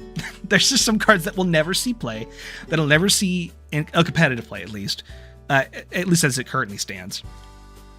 It just won't happen. You won't see them. Now, Genesis does allow you to play some interesting things, like a mix. And again, their words, yesterday's gameplay, today's cards. But at the same time, when they say, what do they mean by yesterday? What time period are they trying to nostalgia people into? Because let's be honest, yesterday's gameplay can mean a lot to different people. I started playing the game again as an adult in 2018. My yesterday was Master Rule, 4? Like, I was playing Salmon Great because it was a really good structure deck and it had Ash Blossom in it. That's my yesterday. Compared to someone else's yesterday who started in 2010, compared to someone else's yesterday that's from 2002. So you have all these yesterdays of Yu-Gi-Oh that they want to encapsulate in terms of this format that says today's cards. The quality of modern card to a card from 2008, the average card from 2025 to 2008, is staggering. And I mean like drastically staggering. Especially when you get into like archetype stuff, which is like, let's be honest, when you talk about Yu-Gi-Oh and building decks, you want to build an archetype deck because that's like the thing Yu-Gi-Oh like really leaned into after the first like 6 years, right? Archetypes. Really interesting deck engine designs that like it's got a play style, it's got a thing, it's got a design that you're playing an engine. You're playing yeah, that's your engine. You're playing an archetype. And I think in the first list it kind of already shows where the cracks are because today's cards are going to beat out yesterday's cards 9 times out of 10. Yes, Pot of Greed is fantastic. You know what's better than Pot of Greed? And it's proof on their fact sheet because it costs more? Pot of Prosperity. Pot of Prosperity is 10 more points. See if I can find the list. It's one of the interesting examples. Yeah, Pot of Prosperity. It's 10 more points. That card is from, 2021? 2021? Pot of Greed from 2002? And one's worth more. Desires is only worth 20. Desires is functionally Pot of Greed with a couple banishes, but it won't matter if you're playing a 40-card deck. I mean, these have all seen time on the ban list in some capacity. Prospy's at 1, Greed is banned, and this is advanced. Prospy's at 1, Greed is banned, Desires is, I think, at 3 again, but it has been all over the ban list for many different years. I just don't think the gameplay philosophy of going, yesterday's cards can be played again, when realistically the only cards that people want to play from these older formats are these, I think they fall into a few categories. It's decks that had some centralizing thing that was just too strong. Think like Kashtira, Arise Heart. Kashtira on its own as an engine outside of that one monster, completely fine. Maybe Kashtira, Fenrir can maybe get hit because we've seen in the OSG it's been hit to down to 2 and I think even a 1 at one point. May still be, I can't remember top of my head. But as a cohesive strategy or an engine, however you play it, Kashtira is fine. But you give them one thing. You give them one guy that's a problem, and instantly it's no longer fun. It creates a whole format. It's not cool. It's Towers Turbo Macro, right? I got a feeling a lot of this format's going to come down to people just want to do some really degenerate shit that, like, I don't think people are going to find very interesting. Yes, I'm sure there's some interesting decks in there. Maybe some decks that just need a little spice on them to be playable again.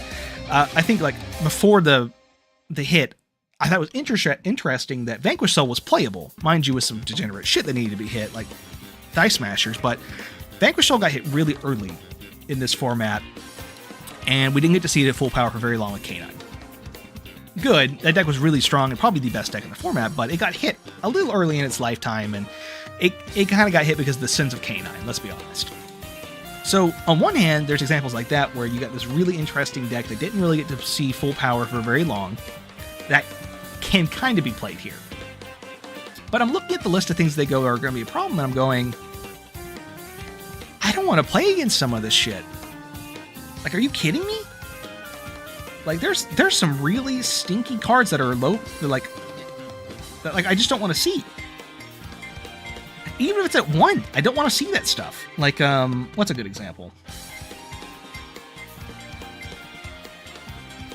Oh, also, rest in peace, Taylor Mitts, unplayable. What's a good example here? I don't think Zodiac's necessarily. I mean, like, Zodiac is good. I think the points are really high on it, so probably not that. Let's look at some of the decks. I just want to get an idea of some of the decks people are trying to cook up.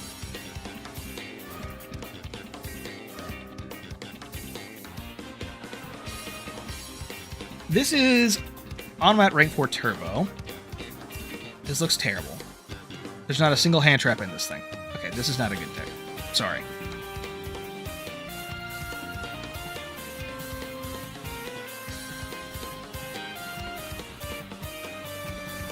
And again, this format's okay. Exosisters I thought was a really interesting deck that will probably be viable in this format, right? What are you playing against in this deck that's going to be fun? Exosisters on their own, not really much of a problem. Exosisters are fine. I don't mind them. But do you see some people in here that could be issue problematic? It's D-Shifter. This card is one of the most oppressive floodgates we've ever had. Mind you, it is a little more difficult to activate than there could be only one. You just set it and flip it. But, like, Shifter's at 1 in the TCG for a reason. I don't want to play against that. What's another deck we can look at? Funny enough, DDG's trying to... There's no Link monsters. I don't know what they do. Chainburn. Now, mind you, Chainburn's not the greatest thing of all time. But this doesn't look fun to play against, even if it's not the greatest thing. I'd rather see other decks than this shit. But this is things that people will be playing. I mean, realistically, this deck can't be that expensive. It's got a ton of burn options, and it's scary as hell. 2 Chain Strikes. Lyrelix was apparently going to be a problem before they hit some of the stuff. I'm not quite sure what they were planning on doing. Were they making Tantrum Toddler? Was that the thing? I'm not sure. Well, this deck got some hits because of some of the changes. So, like, is it 100 points now? What is it? 2020, that's 80, 85, 99. This is exactly 100 still. I assume it's doing something ridiculous, right?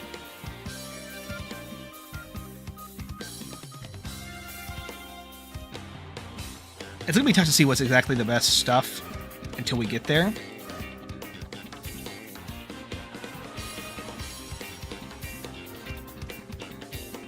Someone has Runic in here, even though it doesn't function, because these cards have to be summoned to... I believe they have to be summoned to extra deck zone, so this doesn't work.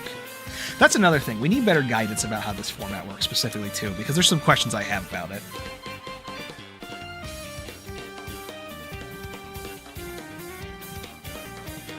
Oh boy, Mitsurugi has no cards hit on this. This is one of the most powerful decks in Modern. Mind you, this person's playing like a bunch of weird shit in here, but I just thinking about it. Ogdoadic. Pure. Or mixed in with any other deck because there's like no restrictions on this thing. It's fucking insane.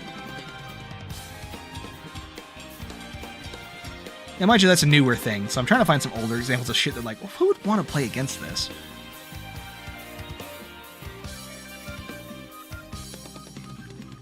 Very interesting builds. Very interesting.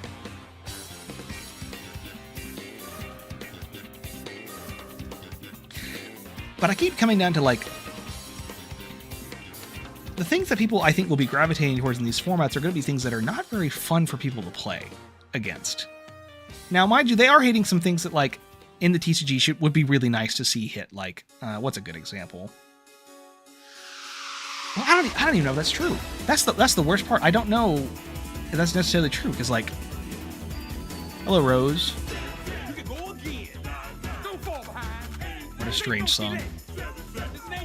I'm trying to wrap my head, like, okay, Ghost Ogre's a 5, that's a great card. Yeah, 5/3.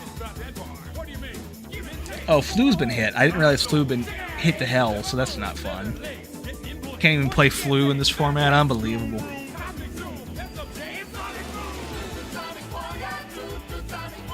Ulcanix is hit to 20 for some reason.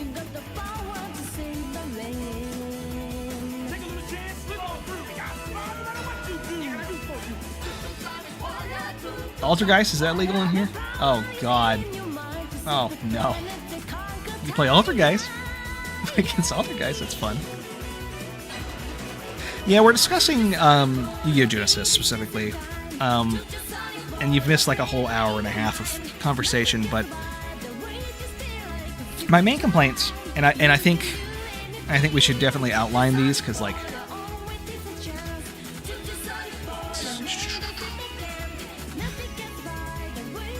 I don't know if there's a good way to do this in the format, so we'll just let's leave it as is. My number one complaint about this format is, one, leaving out Pendulum and Links just feels bad. It doesn't feel good. It doesn't feel good. I want to see those cards in any format I'm playing. Now, like, of course, if you want to like have certain events where it's like, oh, we don't have this or whatever, like you can do like the 100-point thing, only Synchros, only Xyz, only Pendulum, only whatever. That's fine. You can have those things, and you can have that, and that'd be cool. But you have this, and again, the game's philosophy, this is their words, today's cards, with yesterday's gameplay, is just incongruent. Because today's cards are way too strong for yesterday's gameplay. You're just gonna see... You're just gonna see the same stuff you see in Modern for the most part, and then it's gonna slowly trickle. I don't think this is unlocking any older decks that I can think of specifically because of this format. If there are some, that's great, that's fantastic. Does that outweigh some of the ridiculousness of this format's capabilities? I don't know. I'm not saying I don't want this thing to exist. I want to be very clear about that. Genesis is a deck or a format that is cool that it exists, but I think it has some clear problems and objectives that just won't work. And so if you want to have a format like this, I think you really have to embrace this point system a lot more. But to do that would take so much more work than I think they're probably going to be able to do. In my mind, if you want a real point system to work, you're going to have to, one, you need to have all the cards legal. Restricting what summoning types I don't think is very interesting. Why don't you make it where, like, you have to pick a summoning type, for example?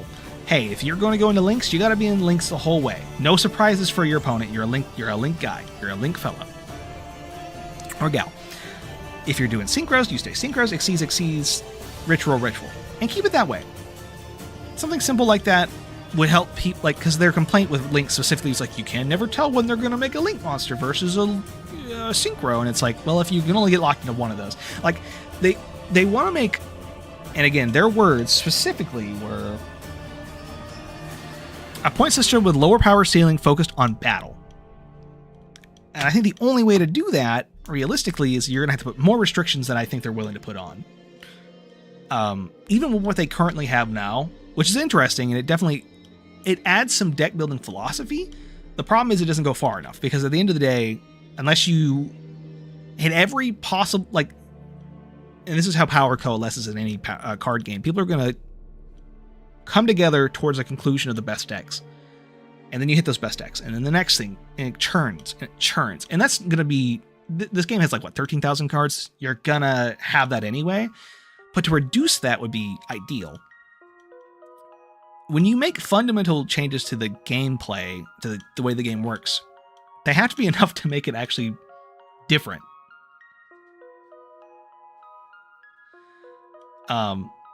So Rose, let me ask you this. What format do you currently play in? Are you playing in the trading card game? Are you playing online like Master Duel? Are you just playing like in paper with friends? I would like to hear, because like, again, this is my opinion of someone. I'm someone who's been playing since 2018. I go to events. I play at locals. I'm not competitive per se. Like, it's not like a huge hardcore hobby, but it is something I spend money and spend time in and think about a lot. I'd be curious to hear about what someone else thinks about this.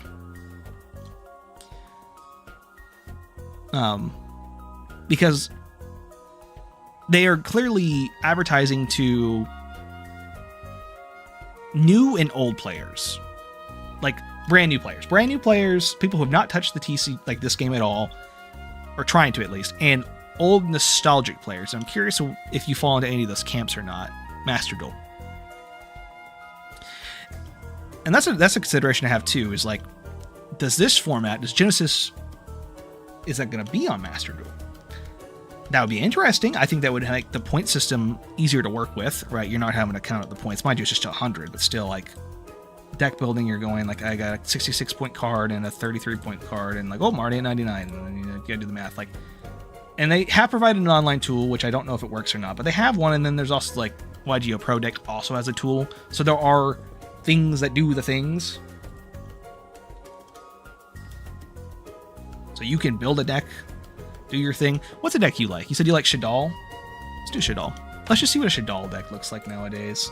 Just for example, because that was a meta competitive deck, and it has been as an engine for many, many years. Put the cards. Shadal.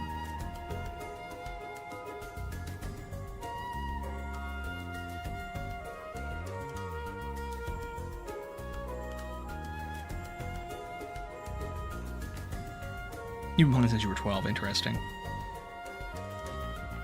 Okay, so Winda, for example, 60 of your points.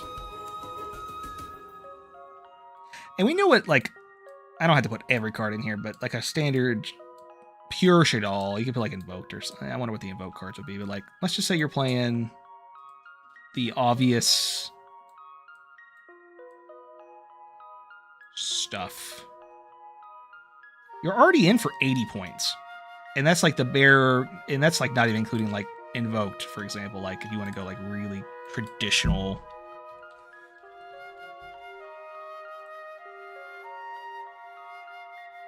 Oh, funny enough,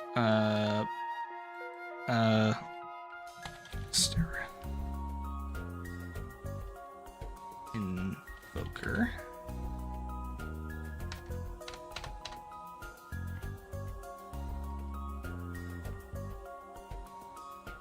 Invoke. What does he search for again? He searched for invocation.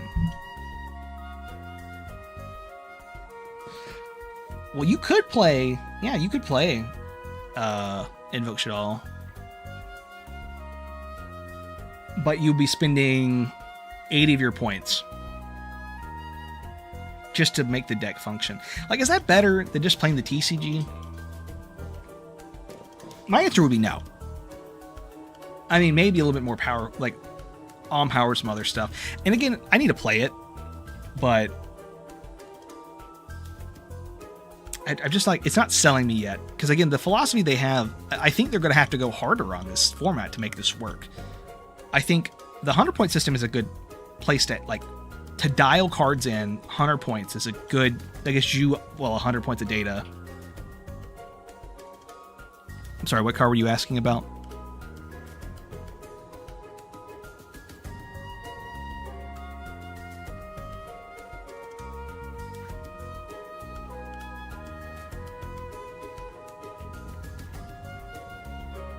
I'm going to keep moving forward, but I'll answer your question when I see it.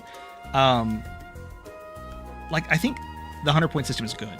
It allows you to have some flexibility in there in terms of like dialing in the point values. But I'm not convinced that like it's gonna make some of these decks viable enough, which is like the whole point. Like, you want to have, like, the only reason why you want to alt format is to change what kind of cards people are playing and how they're playing. Yes, the point system does a great job of changing how people are deck building, which is an important part of their design philosophy. You are adding an extra layer of complexity to just choosing the cards you want. The system is good. But at the end of the day, are you making new decks out of this? And my answer is like, I don't think so. I don't think you're making new decks from any of this. I think you're still building.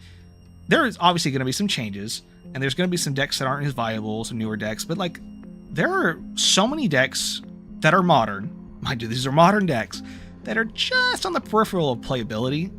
Archmage, I think, is a good example. I've seen a lot of people talk about Archmage. That like, you just play full power Archmage, and there's like no hits on it, right? Like, there's no. But then they hit that, and then they go to the next. It's like it seems like they haven't changed enough of the core mechanics of the game to effectively change the flow of what cards people are picking and why they're picking them, and going from there. And to make a comprehensive list that would do that effectively will take a lot more time than I think they have currently. Don't think 2 years apparently was enough for them to design this list, this format. It's missing a third component to keep power down and to, in their words, focus on battle. Because while yes, they've limited some cards and allow, like, if they're trying to lower the power level, why are they allowing, like, why even bring back some of these cards? Like, all you're doing is allowing people to, you've changed where the power is going to a degree, and you are lowering the power, because at the end of the day, with 100 points, you only get so much leeway on some of the cards that have value. But you're still allowing powerful things to occur. So I'm very, like, if you're trying to make a slower format with more battle focused, this doesn't really do that. This just changes the consistency of the highest decks to a little lower, but not low enough to where, like, Gladiator's playable, I don't think, for example. And I could be wrong, and I would like to be proved wrong. This is all speculation opinion, but I don't see that this is going to be working in the way that they are really wanting, and I don't think it's doing enough to slow down deck design. Like, I think there's an honest, and again, like, this is what I would do, in my opinion. I would go, add all the summoning mechanics, but make it where you can only have one in a deck.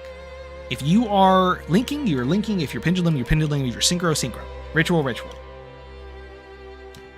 That limits a lot of the shenanigans in some of these decks can do. Multiple, like, a lot of combo decks can run through a lot of different stuff really quickly. Mind you, Link and Ixie might still be a bit of a problem, but you can still adjust from there. But I think that would at least slow things down to where they're looking to do. If they're trying to get people to use, and again, there's this nostalgia thing, they're like, use these old cards. But what value do those old cards actually give to the game is what I'm a little bit more interested in. Like, why do they value those other than recognition from players and people outside of the Yu-Gi-Oh community? I mentioned those cards, and someone like Jill behind me knows what Pot of Greed is because it's Pot of Greed. Like, everyone knows. I have a Pot of Greed. You know what I mean? Like, duh.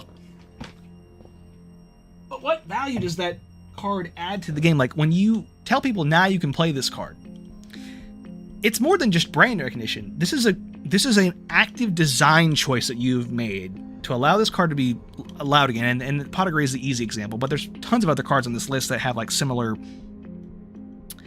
discussion points, some would say. And it's the thing of, does this actually make the game more interesting? All you've done is add back a card. Well, yes. Oh, Pot of Greed, you activated. That's great. Draw 2 cards. As a game mechanic, though, you're just widening this variety of stuff that can occur in a competitive game. And again, not everything has to be super competitive. Sometimes you play for fun. Sometimes you play for whimsy. I get that. But there's prizing on the line. When you play on Master Duel, you face Sacred Beast, Galaxy, and God cards. I don't know if any of the God cards are on here. It'd be funny if they made the Winged Dragon a Raw. 1,000 points.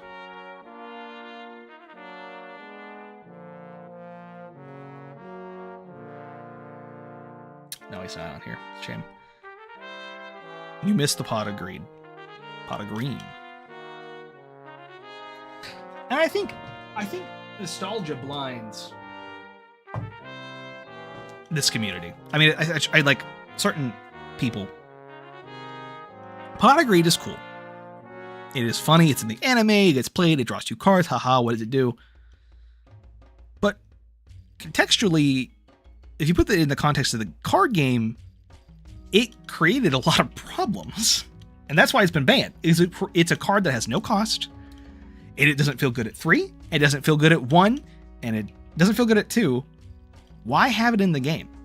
Leave it as a relic of a past and leave it as that nostalgic thing. Because when you bring it back for people to play, people are going to, I think, come to the conclusion that it's either not good enough or it's really fucking annoying to get dropped on you at a random part of the duel. Like, it's not fun. No matter what happens with it, I think people are like, once people get past the, oh no, new card effect, or like, oh, old card I get to see again effect, it's going to be like, this card doesn't add anything of value to a format. Personally, when I play card games, I like strategy. I like, to play the mechanics of the decks. Pot of Greed doesn't add any mechanic to the game other than deck smaller, which means deck can do things better. Deck design, like, the game has gone to the point where we don't need that kind of interaction because we have consistency pieces in decks now. We have cards that search other cards, that set other cards, that get cards to the hand in different means and functions. Cards like Pot of Greed just don't really have a place in the modern TCG. And yes, this is an alt format where you can have a little fun, a little whimsy. But like, this argument can be made for a lot of other things.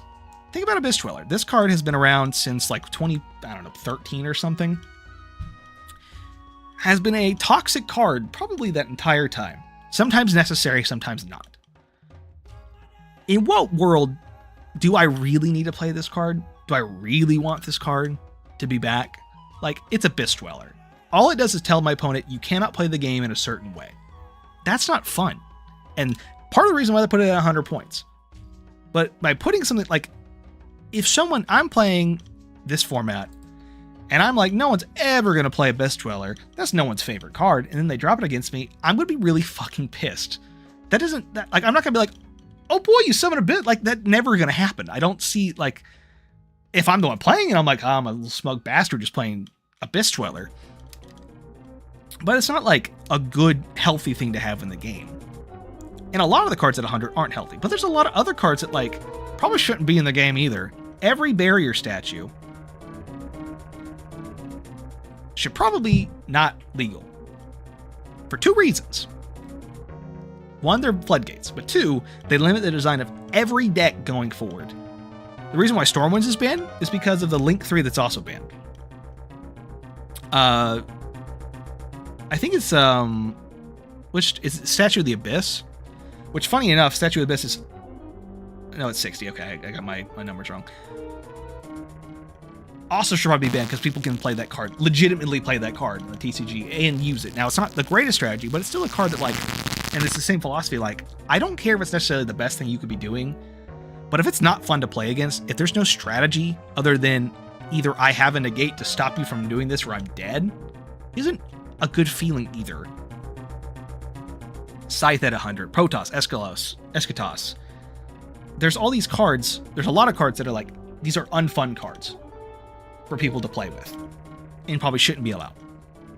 But then you have these like peripheral things that like are little bitty problems that like can probably get out of hand really quickly. Cross-Site Designator, Crystron stuff actually seems pretty fine. I think, what is it? Fiber Jar is on here, right? Fiber Jar. Where's Fiber Jar? Okay, this card's 30 points. Do you know what the fuck you could do with Fiber Jar in Mimigul? Nothing fun. I'll tell you that right now. You talk about ruining a card game, Fiber Jar will do that for you. Fiber Jar is banned in the TCG because it's not a cool card. It doesn't do anything that's like, oh boy, get to shuffle everyone's cards back, and we do it again, and we do it again. Like, it's not. My point is, oh my god, I think this format's going to come to the same conclusion about mixing all of these. Like, they're going to come to the same conclusions. Like, these cards aren't fun to play with, or a lot of them aren't, or they're problematic. And it's like, well, at that point, then why the fuck do we even have this format? You're just going to come to the same conclusion we've already come to over the past 20 years, that, like, these cards aren't cool. If you want a lower power format, there's other ways of doing that, and I think that are really interesting, and the best option that they stopped supporting is Time Wizard. We already had something for older players. Give them the format that they... Like, if you want to put your rose-tinted goggles on and play a nostalgic format, just let people play Time Wizard. There's tons of interest in it outside of, in the community. That, like, other, like, what's the name? Is it RBT or RBG, whatever?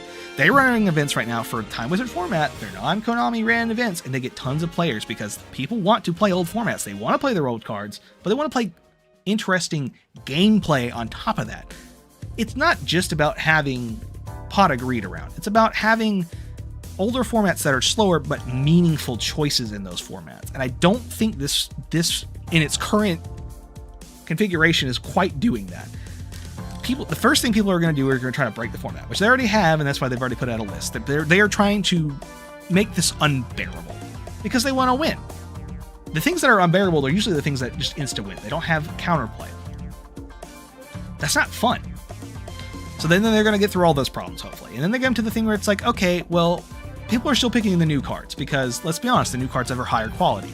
A card with 3 lines of text, like 3 different effect text, is going to be better than a card with 1 line of effect text. So then, okay, great. We haven't really got the gameplay to be like yesterday's gameplay, which again is so subjective. I don't know exactly what they're aiming for on that. Are they looking for 2013? Are they looking for 2008? Are they looking for 2003?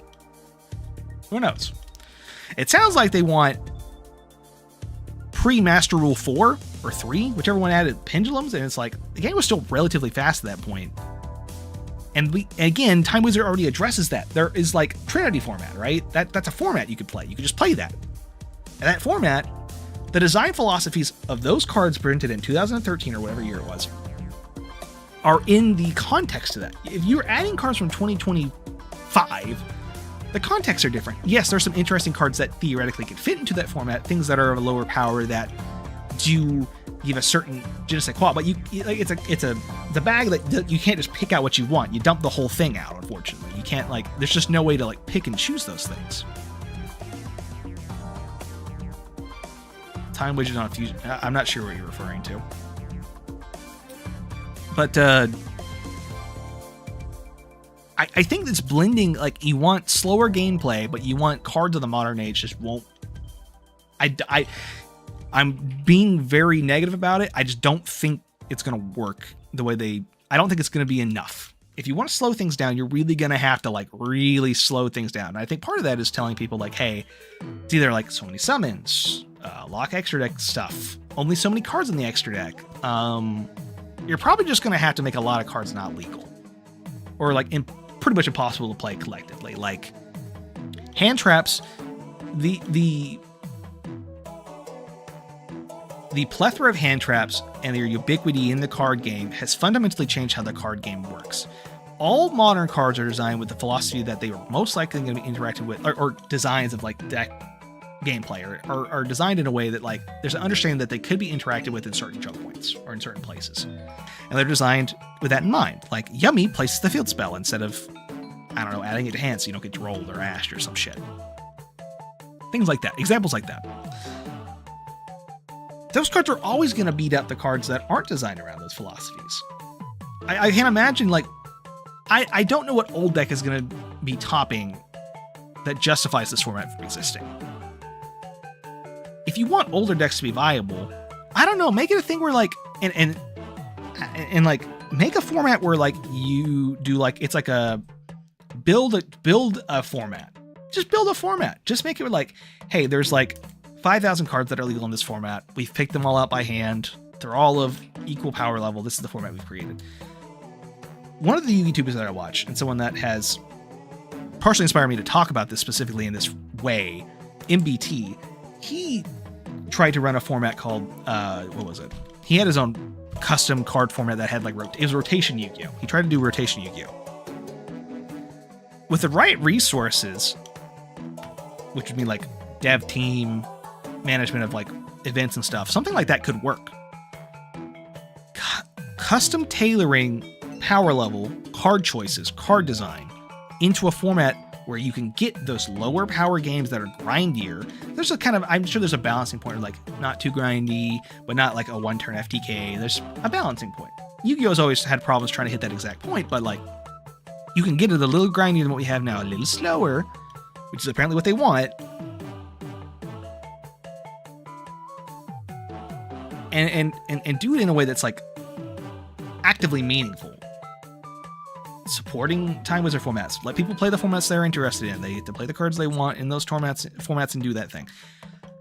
Yu-Gi-Oh! Is a card game with so many cards that are just unplayable.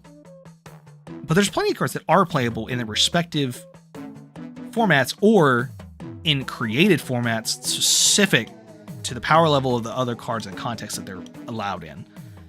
A lot of those formats don't have very good hand traps, for example. I think in let's see if I can find rotation Yu-Gi-Oh!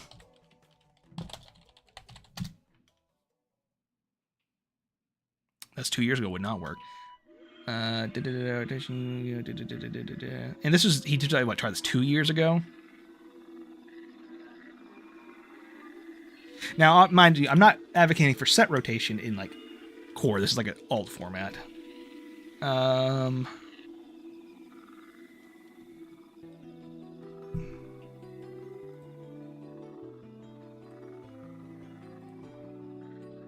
This was like 1.0. The rotation cube.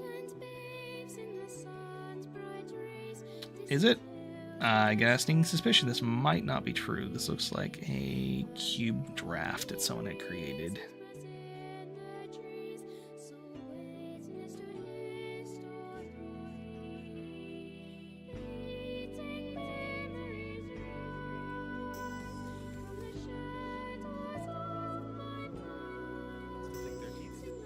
So like, again, they had a bunch of cards. These cards are chose, and it's like a couple different themes or something selected in a way that interact in certain ways. There's pros and cons. It's a balancing system.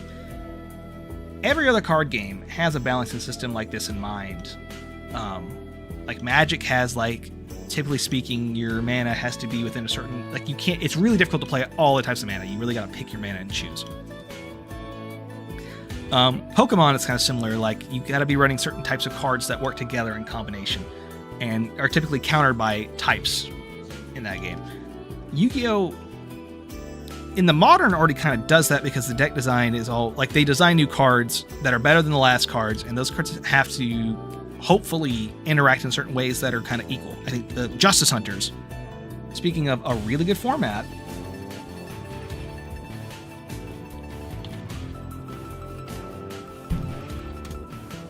just to give you an idea, like Justice Hunters,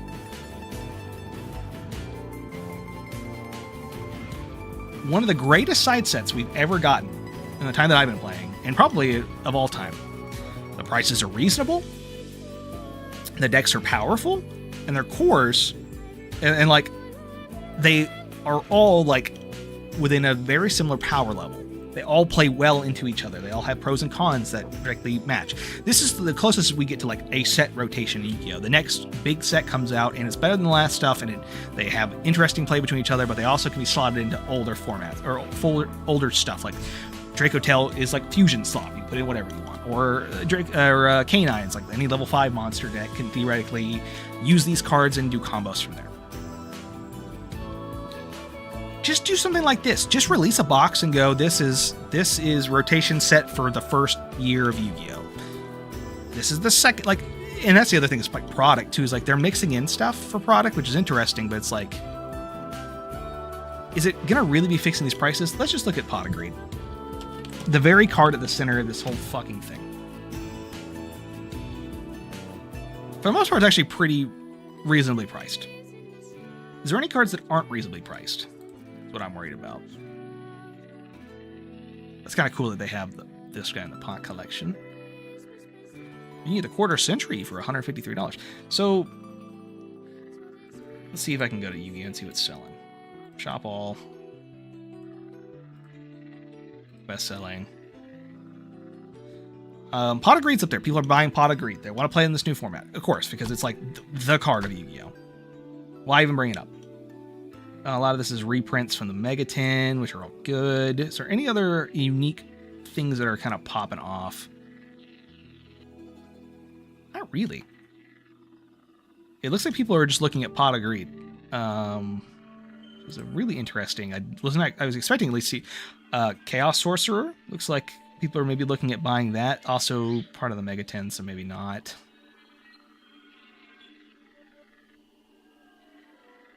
Not seeing anything else that's like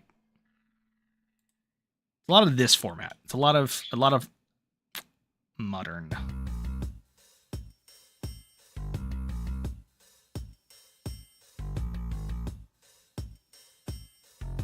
Which makes me wonder, what are people interested in this format? What are they cooking? Again, we kind of went to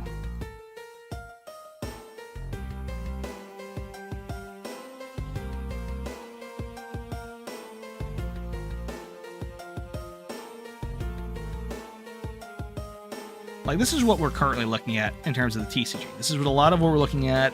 You're going to see, like, I'm playing Sky Striker and I'm playing Yummy, for example. Fun decks, do really well, whatever. See if we can find...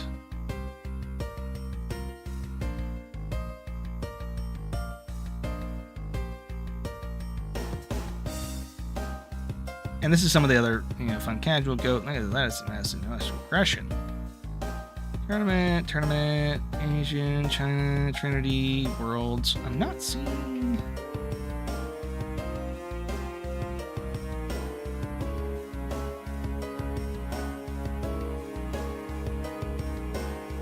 We have the Genesis tech here, so like, what's good? Odeon. I think I see people talk about Odeon.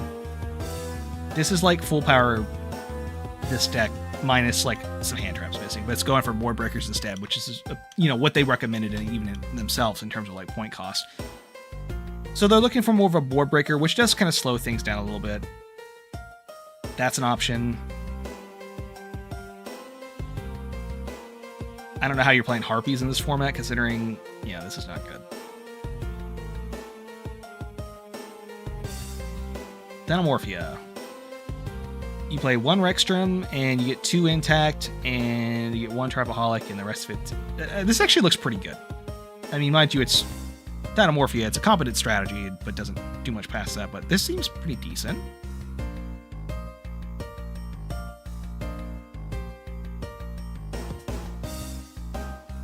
Mitsulith is scary.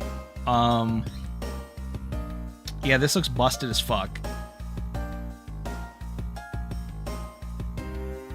Like, this is insane, right? You're playing Mitsurugi, which is one of the strongest engines, which, mind you, again, does not have any hits.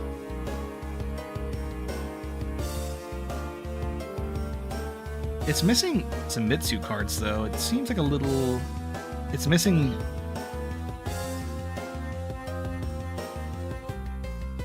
Is Mitsurugi on here? Did I miss something about Mitsurugi?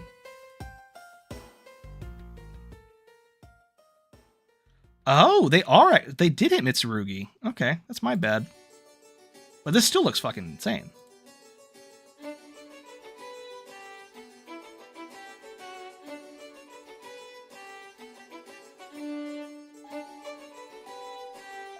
Oh boy, rank 4 slop. I mean, this looks like a very competent deck. This is not that much different from what we're pretty much already playing as is. Raziel had a whole year. White Forest. I don't know if this deck's playable. Going back to Toy Soldier stuff. Oh, this looks good. I mean, this looks really insane.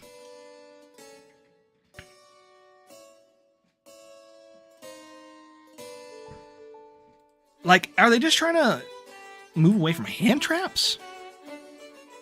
Like, just like, I don't know. I feel like their philosophy is somewhere in this weird middle ground that I just haven't seen yet, and I got a feeling the format's not going to be for me. I am going to try it. I don't know exactly what I'll build yet, but I will give it a whirl. Because it does seem interesting, right? Like, there is, like, anything that's new seems interesting. It's fresh. It's something cool to do. Maybe it's better than I'm thinking it is. Maybe they'll keep adjusting it to a place where it's good. In my opinion, I think they're really going to have to do more, though, to get it going. I think it's going to have that initial, like, wave of, like, oh boy, new thing. Pot agreed.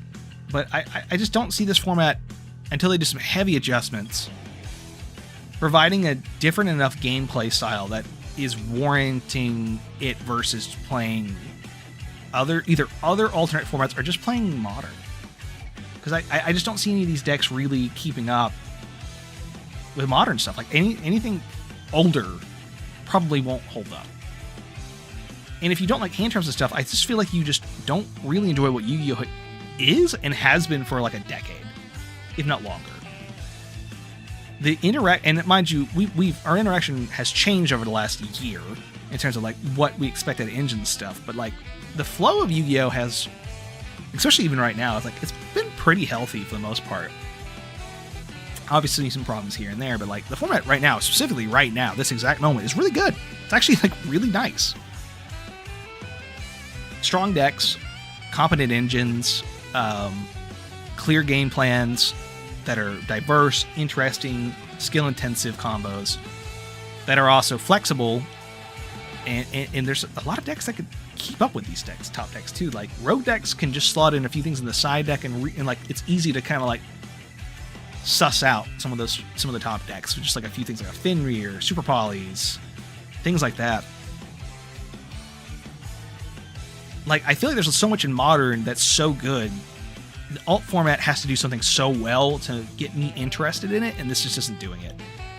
What they should do, and what I've said for many years, and I will still stand by this, if you want an alt format, and you really want to make a good alt format that is accessible, different gameplay-wise, slowing things down, can still have nostalgia in it, just make Sealed. Just make Sealed. There is something about Sealed product and being in a good alt format that other games have figured out that if Yu-Gi-Oh! Can embrace and make product for, I think it would do really well. And they've done Sealed before. They've done it 3 different product lines. The same product line, 3 different volumes. It's very doable. So again, I do expect Genesis to do good things, though, for even players who aren't, participating in it. Specifically reprints. I think if they're going to continue reprinting fan favorite cards, that's good for like collectors. That's good for like, well, I don't know about like high-end collectors, but for people who like just like little collections, that's great. That's fantastic stuff. Always more events is positive. I mean, like hell, even still participating in one, even if I'm not playing the absolute best thing, it's still probably viable in a lot of ways. So that's like, there's some change over there, and there is still some. And again, like when you talk about playing a game. When I play games, I like to have fun, but I also like strategy. Why would I not be playing Yu-Gi-Oh! If I didn't like some amount of strategy, some kind of interaction with my opponent? This list and the way that it's done, and the way it can be done going forward, can be really interesting. Great, really interesting choices you have to make. I just don't think we've quite got there yet. And again, I'm going to come back to this maybe in like a month or two and really see how things pan out in terms of the meta, how it looks like, what are people playing. Is that a format that seems fun? Because at the end of the day, like, you play a lot of these games, you may play for fun, but some people, it's also okay to play to win. And that's how I like to play. I want to be playing decks that are fun, but also viable. I'm curious to see what falls in that category for this format and where it goes from here. And maybe they choose to make more restrictions for it. I really want them to, if they're trying to do this thing where they're doing yesterday's gameplay with today's cards, I think they really need to be cautious on how they do that. Because every new card that we get is just so immensely more powerful than an older card, like on average. But otherwise, I think we're good. I think we've covered everything I wanted to talk about. It's a lot of talking. And it's very interesting to get like the deep dive of like their thought process and things they do talk about and the things they don't talk about too specifically. So if you missed that beginning part, go back, listen to that. I think it's very interesting listening to their words, and I want to see what this mode has to offer. I'm hesitant, but you know what? I would love to be wrong. I would love for this format to be fantastic, a fan favorite. It does everything people want it to do in the system that it is, and it continues to get support, and hopefully it encourages them to continue looking at alternative formats, because there's some really great options. Like, again, Time Wizard should really be brought back. Hydralander, I think, is the best, like, all one card thing. Like, you talk about lowering power level. Common Card Charity is really cool. These are a lot of events and stuff that I just don't see like running anywhere near me, and maybe it's in larger areas they do it, but the game has a lot of cards that can do a lot of interesting things and allow for a lot of interesting formats, gameplay styles, deck building philosophies, and they just haven't quite got there yet. This seems to be like the first new step they've taken in a while that has potential, but I'm leaning towards more like probably not my thing, probably not worth going into yet. Give it some time and it might change my mind. But otherwise, I just want to say thank you all for watching, and I hope you all have a good rest of your evening. Come back to me in 3 months when I'm completely wrong and this format's the best thing since sliced bread. Until then, have a good one.